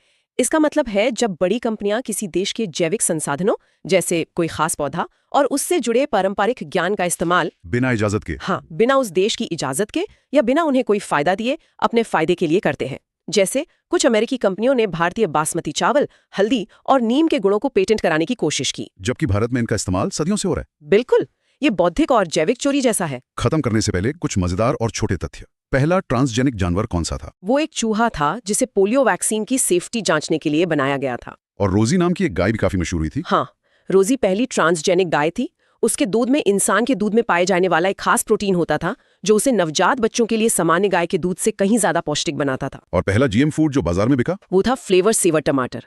उसमें के एंजाइम को साइलेंस कर दिया गया था जिससे वो बहुत धीरे धीरे पकता था और दुकानों पर ज्यादा दिनों तक रह पाता था। तो आणविक कैंची और जेनेटिक टैक्सी से लेकर कीड़े मारने वाले कपास और जीवन बचाने वाले इंसुलिन तक, बायोटेक्नोलॉजी वाकई हमारी दुनिया को हर स्तर पर बदल रही है। ये एक ऐसा फील्ड है जो हमें न सिर्फ ये सोचने पे मजबूर करता है कि वैज्ञानिक रूप से क्या मुमकिन है, बल्कि ये भी कि नैतिक रूप से क्या सही है। तो आज हम एक ऐसी दुनिया की पड़ताल करने जा रहे हैं जो अदृश्य है, मतलब हमारे चारों ओर, हमारे ऊपर और हमारे अंदर भी मौजूद है। सूक्ष्म जीवों की दुनिया। हाँ बिल्कुल।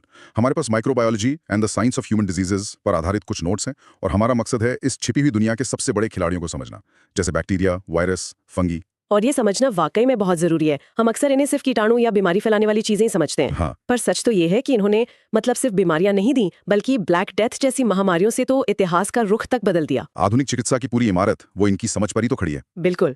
तो चलिए इसी अदृश्य दुनिया के किरदारों से मिलना शुरू करते हैं। सबसे पहले बैक्टीरिया। मेरे नोट्स में लिखा है कि इनकी खोज 1676 में एंटनी वॉन ल्यूवेनहॉक ने की थी। इन्हें प्रोकैरियोटिक कहते हैं, जिसका मतलब है इनमें कोई असली न्यूक्लियस नहीं होता। ये सुनने में एक टेक्निकल डिटेल लिखती है।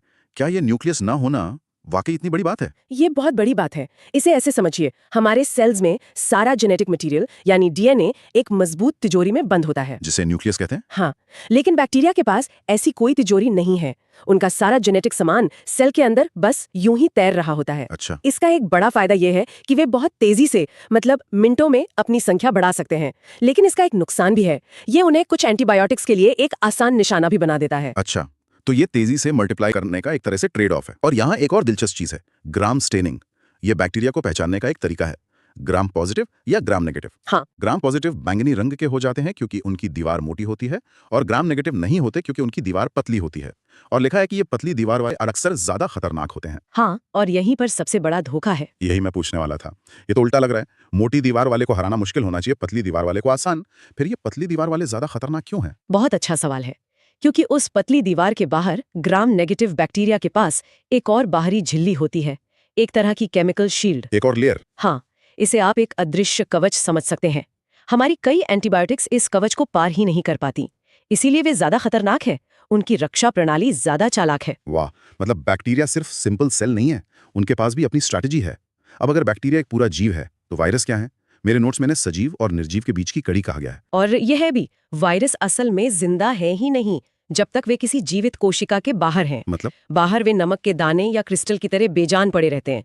वे खुद से कुछ नहीं कर सकते, न खा सकते हैं, न चल सकते हैं, न अपनी संख्या बढ़ा सकते हैं।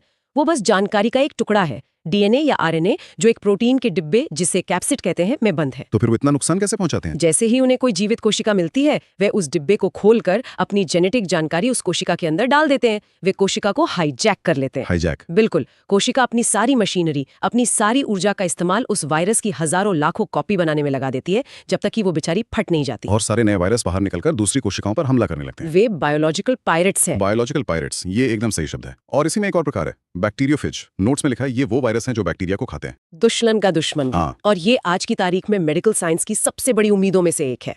हम एंटीबायोटिक रेजिस्टेंस के एक बड़े संकट का सामना कर रहे हैं, जहां बैक्टीरिया पर दवाएं बेअसर हो रही हैं। ऐसे में बैक्टीरियोफेज, जो सिर्फ और सिर्फ बैक्टीरिया को अपना निशाना बनाते हैं, हमारे लिए एक नया हथियार बन सकते हैं। कमाल है। और इस तिकड़ी का तीसरा किरदार है कवक, यानी फंगी। मेरे जहन में तो फंगी का नाम सुनते ही ब्रेड पर लगी फफूंद या मशरूम आते हैं। हाँ, और वो सही उदाहरण है। यीस्ट भी एक फंगस है, लेकिन हमारे लिए सबसे महत्वपूर्ण फंगस शायद पेनिसिलियम है। इसकी कहानी बड़ी दिलचस्प है। पेनिसिलिन वाली? वही। 1928 में अलेक्जेंडर फ्लेमिंग ने देखा कि उनकी एक पेट्री डिश में, जहां वो बैक्टीरिया उगा रहे थे, गलती से एक फफूंद उगाई है। और उस फफूंद के चारों ओर का एरिया बिल्कुल साफ था, वहां कोई बैक्टीरिया नहीं था। मतलब उस फफूंद ने बैक्टीरिया को मार दिया था? ठीक समझे। उस फफूंद से एक ऐसा केमिकल निकल रहा था जो बैक्टीरिया को खत्म कर रहा था, और वहीं से दुनिया की पहली एंटीबायोटिक पेनिसिलिन की खोज हुई। एक गलती ने करोड़ों जानें बचा ली। हाँ, तो ये सूक्ष्म जीव हमारे दुश्मन भी हैं और हमारे सबसे बड़े मददगार भी। यही तो इस अदृश्य दुनिया की खासियत है, और यहीं से शुरू होती है बीमारियों की असली कहानी। चलिए बैक्टीरिया से होने वाली कुछ बीमारियों पर नजर डालते हैं। टाइफॉइड का जिक्र है। हाँ, टाइफॉइड। दूषित खाने या पानी से हमारी आंतों पर हमला। इसके टेस्ट का नाम भी बड़ा खास है, विडाल टेस्ट। लेकिन इससे भी ज्यादा गंभीर बीमारी है ट्यूबरकुलोसिस, यानी टीबी।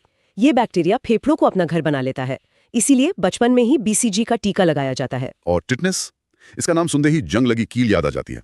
नोट्स में लिखा है कि इसका बैक्टीरिया गहरे घावों से अंदर जाकर नर्वस सिस्टम पर हमला करता है, जिससे जॉ लॉक हो जाता है। ये वाकई में बहुत भयानक है। ये बैक्टीरिया एक ऐसा जहर छोड़ता है जो सीधे हमारे नर्व्स को कंट्रोल करने वाले सिग्नल्स को जाम कर देता है। लेकिन शायद बैक्टीरिया से जुड़ी सबसे विनाशकारी कहानी प्लेग की है। Black death. Black death. Yersinia pestis नाम का बैक्टीरिया, जो चूहों पर रहने वाले पिस्सू से फैलता था, उसने 14वीं सदी में यूरोप की आधी आबादी खत्म कर दी थी। आधी आबादी? ये आंकड़ा तो होश उड़ाने वाला है। अच्छा, अब वायरस से होने वाली बीमारियों पर आते हैं। एड्स, जो एचआईवी से होता है, ये वायरस शरीर की रक्षा प्रणाली की हेल्पर टी सेल्स को नष्ट कर देता है। एचआईवी की चालाकी यही है, वो सीधे सेना के जनरल पर ही हमला करता है। अच्छा। हेल्पर टी सेल्स हमारे इम्यून सिस्टम के कमांडर हैं। जब कमांडर ही खत्म हो जाए तो पूरी सेना बिखर जाती है। शरीर की रक्षा प्रणाली इतनी कमजोर हो जाती है कि जरा सा इन्फेक्शन भी जानलेवा बन जाता है। और फिर हैं डेंगू और चिकनगुनिया। दोनों का मच्छर एक ही है, एडिस एजिप्टी। हाँ, और ये मच्छर भी बड़ा शहरी है। साफ पानी में अंडे देता है और दिन में काटता है। अच्छा, दिन में? हाँ, मलेरिया का मच्छर रात में हमला करता है। डेंगू को हड्डी तोड़ बुखार इसीलिए कहते हैं क्योंकि इसमें जोड़ों और मांसपेशियों में असहनीय दर्द होता है, और प्लेटलेट्स का गिरना जानलेवा हो सकता है। और चिकनगुनिया में भी जोड़ों का दर्द होता है ना? हाँ, पर चिकनगुनिया का दर्द महीनों, कभी कभी सालों तक बना रहता है। और रेबीज, इसके बारे में तो यही सुना है कि अगर लक्षण आ गए तो बचना नामुमकिन है। ये 100% सच है। एक बार लक्षण, खासकर हाइड्रोफोबिया यानी पानी से डर, दिखने लगे तो मौत निश्चित है। बाप रे। ये वायरस नर्व्स के रास्ते धीरे धीरे दिमाग तक का सफर तय करता है, इसीलिए जानवर के काटते ही तुरंत टीका लगवाना जरूरी है। लेकिन वायरस के खिलाफ हमारी जीत की भी एक शानदार कहानी है, स्मॉल पॉक्स, चेचक। ये मानव इतिहास की सबसे बड़ी जीतों में से एक है। एडवर्ड जेनर ने देखा कि जिन ग्वालिनों को गायों में होने वाली हल्की बीमारी काउपॉक्स हो जाती थी, उन्हें कभी जानलेवा स्मॉल पॉक्स नहीं होता था। अच्छा। इसी ऑब्जर्वेशन से उन्होंने दुनिया का पहला टीका बनाया।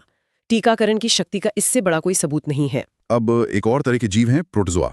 इनसे होने वाली सबसे आम बीमारी है मलेरिया। नोट्स कहते हैं कि इसमें ठंड लगकर जो तेज बुखार आता है वो हीमोजोइन नाम के एक जहरीले पदार्थ के कारण होता है। बिल्कुल। जब प्लाज्मोडियम परजीवी हमारी लाल रक्त कोशिकाओं को तोड़कर बाहर निकलता है तो वो अपने पीछे ये जहरीला कचरा हीमोजोइन छोड़ जाता है।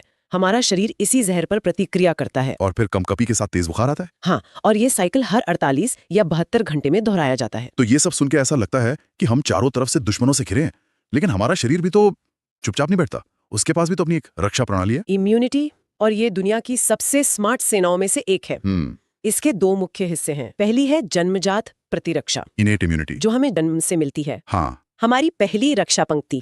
इसमें हमारी त्वचा एक दीवार की तरह काम करती है। पेट का एसिड एक केमिकल हथियार है। हमारे आंसुओं में भी एक एंजाइम होता है जो बैक्टीरिया को मारता है। और उसका एक फैसिनेटिंग पहलू है इंटरफेरॉन। जब कोई सेल वायरस से संक्रमित होता है तो वो इंटरफेरॉन छोड़ता है ताकि पड़ोसी सेल्स बच सकें। ये बिल्कुल वैसा ही है जैसे अगर एक घर में आग लग जाए तो वो घर जलते जलते एक अलार्म बजा दे ताकि आस पड़ोस के घर अपने दरवाजे खिड़कियां बंद कर लें। इंटरफेरॉन यही काम करता है। वो संक्रमित सेल की आखिरी चीख है जो बाकी स्वस्थ कोशिकाओं को आगाह करती है कि दुश्मन अंदर आ चुका है। ये तो अद्भुत है। और दूसरी रक्षा प्रणाली है उपार्जित प्रतिरक्षा, एक्वायर्ड इम्यूनिटी, यानी वो जो हम जीवन में सीखते हैं। इसके दो प्रकार हैं, एक्टिव और पैसिव। एक्टिव और पैसिव। देखिए, एक्टिव इम्यूनिटी है खुद लड़ना सीखना। जब कोई रोगाणु हमला करता है या हमें टीका लगता है तो हमारा शरीर उससे लड़ना सीखता है और उसकी याददाश्त बना लेता है। ये लंबे समय तक रहती है। और पैसिव? पैसिव इम्यूनिटी है बना बनाया बॉडीगार्ड हायर करना। जैसे नवजात बच्चे को माँ के पहले दूध कोलेस्ट्रम से बनी बनाई एंटीबॉडी मिलती है। अच्छा। ये तुरंत सुरक्षा देती है, लेकिन जैसे ही वो एंटीबॉडी खत्म होती है सुरक्षा भी खत्म हो जाती है। और इस एक्वायर्ड इम्यूनिटी के दो मेन सोल्जर्स हैं, बी सेल्स और टी सेल्स। बिल्कुल। बी सेल्स को आप अपनी सेना की हथियार फैक्ट्री समझिए। ये दुश्मन को स्कैन करके उसके लिए एकदम सटीक मिसाइलें तैयार करते हैं जिन्हें हम एंटीबॉडी कहते हैं। तो फिर टी सेल्स क्या करते हैं? टी सेल्स हमारी सेना के खुफिया जासूस और स्पेशल कमांडो हैं। उनका एक काम है बी सेल्स की मदद करना, लेकिन उनका एक और बहुत जरूरी काम है शरीर की हर कोशिका का आईडी कार्ड चेक करना। ID card? हाँ, वे घूम घूम कर देखते हैं कि कौन सी कोशिका हमारी है और कौन सी बाहरी या संक्रमित।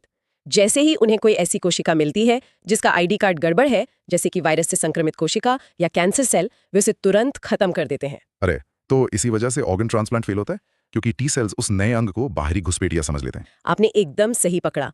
टी सेल्स के लिए वो नया अंग एक बाहरी दुश्मन है। उसका आईडी कार्ड शरीर से मैच नहीं करता, इसलिए वे उस पर हमला करने का आदेश दे देते हैं। समझ गया। और यहीं पर विज्ञान का सबसे बड़ा चमत्कार टीके यानी वैक्सीन्स काम आते हैं। हाँ, टीके हमारी इम्यून सिस्टम के लिए एक फायर ड्रिल की तरह है। हम शरीर में एक कमजोर या मरा हुआ रोगाणु डालकर उसे असली दुश्मन की पहचान करना और उससे लड़ने के हथियार बनाना सिखाते हैं, ताकि जब असली हमला हो तो हमारी सेना पूरी तरह तैयार हो। पोलियो की ड्रॉप्स एक जिंदा लेकिन कमजोर किया गया वायरस है, तो रेबीज का टीका एक मरा हुआ वायरस। तो ये तो रोगाणुओं से होने वाली बीमारियां हैं जी। क्या पानी में सिर्फ केमिकल होने से भी ऐसी गंभीर बीमारियां हो सकती हैं? हाँ बिल्कुल। जापान में इसके 2 भयानक उदाहरण देखे गए। फैक्ट्रियों से निकले कैडमियम के प्रदूषण से इटाई नाम की बीमारी फैली। इटाई? हाँ, जिसमें हड्डियां इतनी कमजोर और दर्दनाक हो जाती थीं कि मरीज दर्द से इटाई मतलब बहुत दर्द है चिल्लाते थे। और पारे के जहर से मिनामाता रोग हुआ जिसने लोगों के नर्वस सिस्टम को तबाह कर दिया। आज हम अप्लाइड बायोलॉजी यानी वो जीव विज्ञान जो सिर्फ किताबों में नहीं बल्कि हमारी जिंदगी में काम आता है, उसकी दुनिया में उतर रहे हैं। हमारे पास जो स्रोत हैं वो असल में इस विषय पर एक तेज और दिलचस्प क्रैश कोर्स की तरह है। बिल्कुल। ये उन लोगों के लिए बेहतरीन है जो किसी प्रतियोगी परीक्षा की तैयारी कर रहे हैं या बस ये जानना चाहते हैं कि विज्ञान हमारी रोजमर्रा की जिंदगी को कैसे चला रहा है। सही है। तो आज का हमारा मिशन ये समझना है कि हमारी रसोई में जमने वाले दही से लेकर बीमारियों को ठीक करने वाली जीन एडिटिंग जैसी फ्यूचरिस्टिक टेक्नोलॉजी तक बायोलॉजी कहाँ और कैसे मौजूद है। चलिए इसे परत दर परत समझते हैं। चलिए। शुरुआत सबसे आम सबसे घरेलू चीज से करते हैं, हमारा खाना। दही, डोसा, इडली, ब्रेड, ये सब हम सालों से खाते आ रहे हैं। ये सिर्फ रेसिपीज नहीं है, इनके पीछे तो पूरी की पूरी माइक्रोस्कोपिक दुनिया काम कर रही है। बिल्कुल, आप इन्हें हमारे मतलब सबसे पहले शेफ्स कह सकते हैं, छोटे छोटे बैक्टीरिया। शेफ्स, अरे वाह। हाँ, जैसे दही की बात करें तो दूध में लैक्टोबैसिलस नाम का एक बैक्टीरिया काम करता है। ओके। ये दूध में मौजूद जो लैक्टोज शुगर होती है ना, हाँ। उसे खाकर लैक्टिक एसिड में बदल देता है। अच्छा। और यही एसिड दूध के प्रोटीन यानी कि केसीन को जमा देता है और हमें वो गाढ़ा खट्टा दही मिलता है। अच्छा, तो ये बैक्टीरिया एक तरह से दूध को पका देते हैं। और मैंने सुना है कि दही में दूध से ज्यादा पोषक तत्व होते हैं। ये तो कमाल है। हाँ, ये एक बहुत दिलचस्प बात है और अक्सर परीक्षाओं में भी पूछी जाती है। इस प्रक्रिया में लैक्टोबैसिलस बैक्टीरिया विटामिन B12 भी बनाता है। ओह। इसलिए दही में दूध के मुकाबले विटामिन B12 की मात्रा काफी ज्यादा होती है। तो ये बैक्टीरिया न सिर्फ दूध का टेक्सचर बदल रहे हैं बल्कि उसे और पौष्टिक भी बना रहे हैं। या इडली का घोल जो रात भर में फूल कर डबल हो जाता है, क्या वहां भी यही बैक्टीरिया काम कर रहे हैं या कोई और टीम है? टीम थोड़ी अलग है पर काम करने का तरीका वही है, जिसे हम फर्मेंटेशन कहते हैं। फर्मेंटेशन। हाँ, इडली डोसे के घोल में ल्यूकोनोस्टॉक और स्ट्रेप्टोकोकस जैसे बैक्टीरिया काम करते हैं। ये घोल में मौजूद कार्बोहाइड्रेट को खाते हैं और बदले में कार्बन डाइऑक्साइड CO2 गैस छोड़ते हैं। अच्छा, तो वो गैस की वजह से फूलता है? हाँ, वही गैस घोल में बुलबुले बनाती है और उसे फुला देती है, जिससे इडली सॉफ्ट और जालीदार बनती है। मतलब ब्रेड के फूलने के पीछे भी यही CO2 गैस का ही खेल है। एकदम सही। बस ब्रेड में बैक्टीरिया की जगह एक फंगस काम करता है जिसे हम ईस्ट या खमीर कहते हैं। ईस्ट? हाँ, उसका वैज्ञानिक नाम है सैक्रोमाइसीस सेरिवेसी। और मजे की बात यह है कि यही ईस्ट जब बियर बनाने के लिए इस्तेमाल होता है तो वो शुगर को खाकर इथेनॉल यानी अल्कोहल और CO2 बनाता है। अरे वाह, तो एक ही जीव अलग अलग प्रक्रियाओं में हमें ब्रेड भी दे रहा है और बियर भी। बिल्कुल। वाह। अब यहाँ एक और मजेदार सवाल आता है, चीज। मैंने हमेशा सोचा है कि स्विस चीज में वो जो कार्टून्स वाले बड़े बड़े छेद होते हैं वो क्यों होते हैं? कोई जानबूझकर बनाता है क्या? नहीं नहीं, वो भी एक बैक्टीरिया का ही कमाल है। उसका नाम है प्रोपियोनिबैक्टीरियम शार्मैनी। क्या नाम है? हाँ, तो ये बैक्टीरिया फर्मेंटेशन के दौरान बहुत ज्यादा मात्रा में CO2 गैस बनाता है। अच्छा। ये गैस चीज के अंदर बड़े बड़े बबल्स के रूप में फंस जाती है जो बाद में हमें छेदों की तरह दिखती है। तो आप कह सकते हैं कि स्विस चीज के छेद असल में एक तरह से बैक्टीरिया के डकार हैं। हाँ, ये याद रखने का सबसे अच्छा तरीका है। और कुछ चीज का स्वाद बहुत तीखा और अलग होता है, जैसे ब्लू चीज। हाँ, जैसे रॉकफोर्ट चीज। उसका खास स्वाद उसमें एक खास तरह का फंगस पेनिसिलियम रॉकफोर्टी उगाने से आता है। पेनिसिलियम, ये नाम तो सुना हुआ है। हाँ, दिलचस्प बात यह है कि ये उसी पेनिसिलियम फंगस का रिश्तेदार है जिससे दुनिया की पहली एंटीबायोटिक पेनिसिलिन बनी थी। तो ये छोटे छोटे जीव हमारे किचन में शेफ भी हैं और हमारे दवाखाने में डॉक्टर भी। पेनिसिलिन की खोज तो एक क्रांति थी, वो भी कहते हैं गलती से हुई थी। बिल्कुल। 1929 में अलेक्जेंडर फ्लेमिंग ने देखा कि उनकी पेट्री डिश में जहां फफूंद उग गई थी वहां बैक्टीरिया मर गए थे। बस वहीं से एंटीबायोटिक्स का दौर शुरू हुआ। और ये समझना जरूरी है कि ये काम कैसे करते हैं। एंटीबायोटिक्स बैक्टीरिया की जो बाहरी दीवार होती है, सेल वॉल, हाँ, उसे तोड़ देते हैं। इसी वजह से ये वायरस पर बेअसर होते हैं, क्योंकि वायरस के पास ऐसी कोई सेल वॉल होती नहीं है। अच्छा, इसीलिए सर्दी जुकाम जो वायरल होता है उस पर एंटीबायोटिक लेने का कोई फायदा नहीं होता। सही पकड़ा। लेकिन सूक्ष्म जीव हमें और भी कई दवाइयां देते हैं। जैसे स्ट्रेप्टोकोकस बैक्टीरिया से हमें स्ट्रेप्टोकाइनेज नाम का एक एंजाइम मिलता है। स्ट्रेप्टोकाइनेज?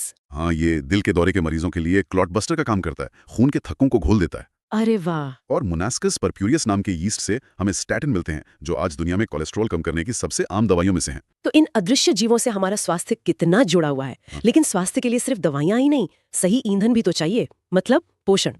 हम सबने सुना है कार्ब्स, फैट, प्रोटीन, लेकिन ये शरीर में जाकर करते क्या है? ये हमारे शरीर के 3 मुख्य फ्यूल और बिल्डिंग ब्लॉक्स हैं। कार्बोहाइड्रेट जैसे चावल, रोटी, आलू, ये हमारी गाड़ी के पेट्रोल की तरह है, तुरंत एनर्जी देते हैं। 1 ग्राम से करीब 4 किलो कैलोरी। ओके। फिर आता है वसा यानी फैट्स, जैसे घी और तेल। ये पेट्रोल नहीं बल्कि हमारी गाड़ी की रिजर्व टंकी है। रुकिए, ये दिलचस्प है। मतलब फैट में सबसे ज्यादा एनर्जी होती है? हाँ, 2 गुने से भी ज्यादा। 1 ग्राम फैट से 9 किलो कैलोरी एनर्जी मिलती है, सबसे ज्यादा। बाप रे। यही कारण है कि हमारा शरीर एक्स्ट्रा एनर्जी को फैट के रूप में स्टोर करना पसंद करता है। ये सबसे कुशल तरीका है एनर्जी बचाने का, और ये हमारे अंगों को चोट से भी बचाता है। और प्रोटीन्स? फिर है प्रोटीन्स, दालें, सोयाबीन, अंडे। ये फ्यूल कम और गाड़ी के स्पेयर पार्ट ज्यादा हैं। मतलब बॉडी बिल्डिंग के लिए? हाँ, शरीर की ग्रोथ, टूट-फूट की मरम्मत, इन सब के लिए जरूरी है। इनसे भी 1 ग्राम में 4 किलो कैलोरी एनर्जी मिलती है। और जब इस पोषण में, खासकर बच्चों में, कमी होती है तो भयानक बीमारियां होती हैं। हमारे स्रोतों में 2 का खास जिक्र है, क्वाशियोरकर और मरासमस। ये सुनने में एक जैसे लगते हैं, इनमें फर्क क्या है? ये फर्क समझना बहुत जरूरी है, खासकर प्रतियोगी परीक्षाओं के नजरिए से। अच्छा। क्वाशियोरकर जो है वो सिर्फ प्रोटीन की कमी से होता है। सिर्फ प्रोटीन? हाँ, ये उन बच्चों में होता है जो 1 साल से बड़े हैं और जिन्हें माँ का दूध छुड़ाकर सिर्फ कार्ब्स वाला खाना जैसे चावल का माड़ दिया जाता है। पेट तो भरता है पर शरीर को बनाने वाला प्रोटीन नहीं मिलता। तो इसमें होता क्या है? इसमें शरीर में पानी जमा होने से सूजन, जिसे एडिमा कहते हैं, वो आ जाती है और पेट फूल जाता है, जिसे पॉट बेली कहते हैं। और मरासमस? मरासमस और भी गंभीर है। इसमें प्रोटीन और कैलोरी दोनों की कमी होती है। दोनों की? हाँ, ये अक्सर 1 साल से कम उम्र के शिशुओं में होता है। इसमें शरीर अपनी मांसपेशियों और फैट को ही खाने लगता है।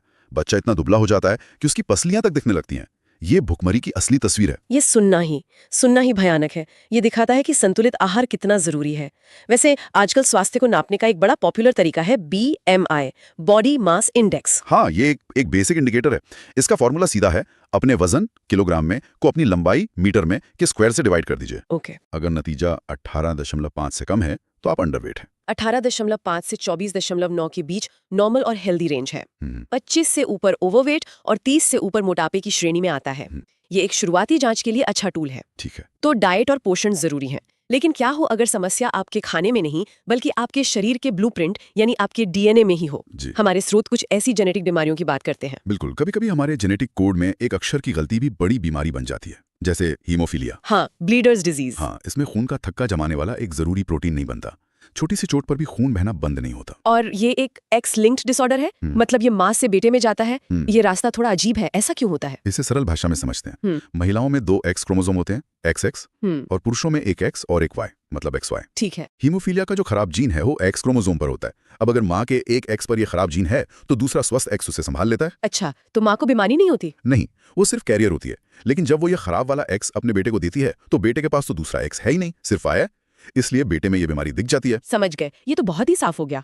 और भी बीमारियां हैं जैसे थैलेसीमिया और सिकल सेल एनीमिया। हाँ, थैलेसीमिया में हीमोग्लोबिन ठीक से नहीं बनता, जिससे भयानक एनीमिया होता है। लेकिन सिकल सेल एनीमिया बहुत अनोखा है। अनोखा? हाँ, इसमें DNA में सिर्फ एक पॉइंट पर गड़बड़ी होने से हमारी गोल रेड ब्लड सेल्स दराती या हंसिया के आकार की, मतलब सिकल शेप्ड हो जाती हैं। लेकिन इसी बीमारी से जुड़ी एक हैरान करने वाली बात भी है।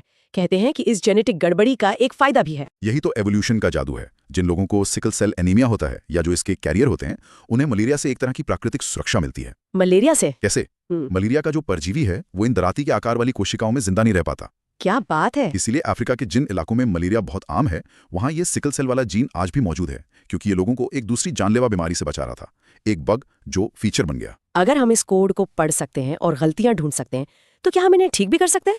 क्या हमारे पास अपने जीन्स के लिए फाइंड एंड रिप्लेस जैसा कोई टूल है? हाँ, और इसी को जीन थेरेपी कहते हैं। इसका सिद्धांत यही है, एक खराब या काम न करने वाले जीन को एक स्वस्थ फंक्शनल जीन से बदल देना। अच्छा। इसका एक क्लासिक उदाहरण ADS-CID का इलाज है, जिसे बबल बॉय डिजीज भी कहते हैं। इस बीमारी में बच्चे का इम्यून सिस्टम बिल्कुल काम नहीं करता। डॉक्टरों ने उसकी बोन मैरो की कोशिकाओं में सही जीन डालकर उसका इम्यून सिस्टम दोबारा चालू कर दिया। ये तो साइंस फिक्शन जैसा लगता है। और जन्म से पहले ही ऐसी बीमारियों का पता लगाने के लिए एमनियोसिंथेसिस तकनीक का भी जिक्र है, पर यह काफी विवादों में भी रही है। हाँ, ये एक 2 धारी तलवार है। इस तकनीक में भ्रूण के चारों ओर जो एमनियोटिक द्रव होता है, उसका सैंपल लेकर बच्चे के क्रोमोसोम्स की जांच की जाती है।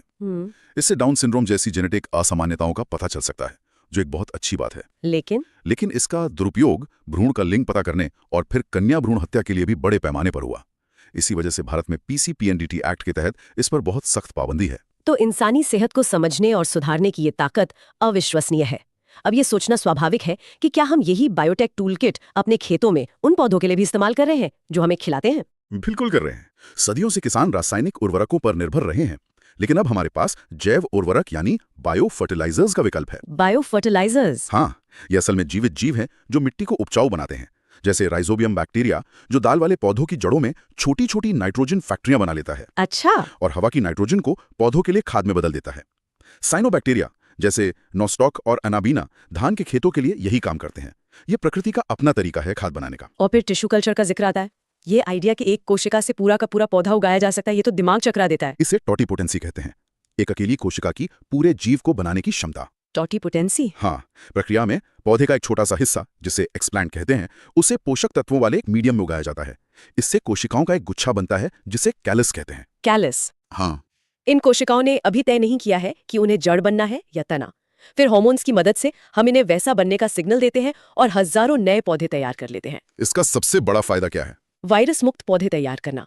कई बार कीमती फसलें वायरस से संक्रमित हो जाती हैं, लेकिन पौधे का जो सबसे ऊपरी सिरा होता है, जिसे एपिकल मेरिस्टेम कहते हैं, वहां कोशिकाएं इतनी तेजी से बढ़ रही होती हैं कि वायरस उन तक पहुंच ही नहीं पाता। अच्छा। तो अगर हम सिर्फ उस सिरे को लेकर टिश्यू कल्चर करें तो संक्रमित पौधे से भी एक स्वस्थ वायरस मुक्त पौधा तैयार कर सकते हैं। और फिर एक बड़ा चर्चित और विवादास्पद विषय आता है, GM फसलें यानी जेनेटिकली मॉडिफाइड क्रॉप्स। भारत में इसको लेकर काफी बहस चलती है। हाँ, GM फसलों में किसी दूसरे जीव का जीन डालकर कोई मनचाहा गुण पैदा किया जाता है, जैसे BT कॉटन। हाँ, वो तो बहुत कॉमन है। उसमें एक बैक्टीरिया का जीन डाला गया है जिससे ये बॉलवर्म नाम के कीड़े के लिए जहरीला हो जाता है और फसल बच जाती है। इसी तरह BT बैंगन भी बनाया गया था, जिसे मंजूरी मिली, लेकिन सामाजिक और राजनीतिक विरोध के चलते उस पर रोक लग गई। और GM सरसों का भी कुछ चल रहा है। हाँ, हाल ही में GM सरसों DMH11 चर्चा में रही है, जो खरपतवार नाशक के प्रति सहनशील है। तो विज्ञान तो तैयार है, लेकिन समाज में इसे लेकर चिंताएं हैं। चलिए अब उस तकनीक पर आते हैं जो इस सबसे कदम और आगे है, जो बिल्कुल कटिंग एज है। CRISPR-Cas9, ये नाम आजकल बहुत सुनने में आता है। इसे मॉलिक्यूलर सिजर्स यानी आणविक कैंची कहा जाता है। आणविक कैंची? हाँ, ये जीन एडिटिंग की एक क्रांतिकारी तकनीक है। ये एक जीवित कोशिका के अंदर डीएनए को ठीक उसी जगह पर काटने, जोड़ने या बदलने की क्षमता रखती है जहां हम चाहते हैं। मतलब बहुत प्रिसीजन के साथ। बिल्कुल, ये जेनेटिक इंजीनियरिंग के लिए सर्जिकल स्ट्राइक करने जैसा है, बहुत सटीक। इसी खोज के लिए 2020 में जेनिफर डूडाना और इमैनुअल चार्पेंटियर को केमिस्ट्री में नोबेल पुरस्कार मिला। तो ये जीन थेरेपी का एक बहुत एडवांस्ड वर्जन हुआ। आप ऐसा कह सकते हैं। इसका इस्तेमाल सिकल सेल एनीमिया के इलाज के ट्रायल में और कैंसर रिसर्च में हो रहा है। ये जीव विज्ञान का भविष्य है। और भविष्य की बात करें तो वैक्सीन तकनीक में भी हमने हाल ही में एक बड़ी छलांग लगाई है। कोरोना महामारी ने हम सबको mRNA और वायरल वेक्टर वैक्सीन से परिचित करा दिया। हाँ, ये काम कैसे करती हैं? पारंपरिक वैक्सीन से ये अलग कैसे हैं? पारंपरिक वैक्सीन में हम कमजोर या मरे हुए वायरस को शरीर में डालते हैं, लेकिन mRNA वैक्सीन जैसे फाइजर मॉडर्ना, हाँ। वो वायरस नहीं भेजती, बल्कि उसका एक मैसेंजर RNA या कह लीजिए रेसिपी भेजती हैं। रेसिपी? हाँ, हमारी कोशिकाएं उस रेसिपी को पढ़कर वायरस का सिर्फ एक प्रोटीन जैसे स्पाइक प्रोटीन बनाती हैं। हमारी इम्यून सिस्टम उस प्रोटीन को पहचानकर असली वायरस के लिए तैयार हो जाती है। और वो mRNA, वो रेसिपी वाला mRNA कुछ ही घंटों में नष्ट हो जाता है। और कोविशील्ड जैसी वायरल वेक्टर वैक्सीन? वो एक डिलीवरी ट्रक का इस्तेमाल करती हैं। वो एक हानिरहित वायरस जैसे चिंपांजी का एडिनो वायरस को मॉडिफाई करके उसके अंदर कोरोना वायरस का जीन डालकर शरीर में भेजती हैं। अच्छा, नतीजा वही है? नतीजा वही है। हमारा शरीर स्पाइक प्रोटीन बनाता है और इम्यून सिस्टम ट्रेन हो जाती है। इसके अलावा हाल ही में मलेरिया की पहली असरदार वैक्सीन R21 मैट्रिक्स M का आना भी विज्ञान की एक बहुत बड़ी जीत है। भारत में भी बायोलॉजी से जुड़ी कुछ बड़ी खबरें हाल में चर्चा में रही हैं। हाँ, जैसे मध्य प्रदेश के कूनो नेशनल पार्क में अफ्रीकी चीतों को फिर से बसाने की महत्वाकांक्षी परियोजना। दशकों बाद भारत में चीते लौटे हैं। हाँ, ये तो बहुत बड़ी खबर थी। असम के काजीरंगा में एक सींग वाले गैंडों का संरक्षण एक बड़ी सफलता की कहानी है। और नमामि गंगे परियोजना में गंगा की सफाई के लिए सूक्ष्म जीवों का इस्तेमाल हो रहा है, जिसे बायो रेमेडिएशन कहते हैं। अच्छा। ये दिखाता है कि बायोलॉजी पर्यावरण बचाने में भी एक बड़ा हथियार है। और हाल के नोबेल पुरस्कार भी दिखाते हैं कि रिसर्च किस दिशा में जारी है। बिल्कुल। 2023 का मेडिसिन का नोबेल mRNA वैक्सीन तकनीक को ही मिला। और 2022 का पुरस्कार स्वांते पाबो को मिला, जिन्होंने हमारे पूर्वजों जैसे निएंडरथल के डीएनए का अध्ययन किया। इससे हमें पता चला कि हम इंसान कैसे विकसित हुए। तो हमने रसोई में दही से शुरुआत की और डीएनए को एडिट करने तक का सफर तय किया। इन सब का निचोड़ क्या है? मेरे लिए तो ये है कि व्यावहारिक जीव विज्ञान कोई भविष्य की या लैब की चीज नहीं है। ये हमारे जीवन के ताने बाने में बुनी हुई है। और आज हमारे पास अपने स्वास्थ्य, भोजन और पर्यावरण को बेहतर बनाने के लिए ऐसे उपकरण हैं जिनकी कुछ दशक पहले हम कल्पना भी नहीं कर सकते थे। और यही बात हमें भविष्य के एक बहुत महत्वपूर्ण सवाल पर लाकर खड़ा करती है। क्या? जैसे जैसे जीवन के कोड को लिखने और फिर से लिखने की हमारी ताकत बढ़ती जाएगी, हम बीमारियों को ठीक करने और इंसानी क्षमताओं को बढ़ाने के बीच की रेखा वो कहाँ खींचेंगे? जब हमारे पास इसे बदलने की ताकत होगी तो सामान्य या नॉर्मल की परिभाषा कौन तय करेगा? ये एक ऐसा सवाल है जिस पर सिर्फ वैज्ञानिकों को नहीं बल्कि पूरे समाज को मिलकर सोचना होगा।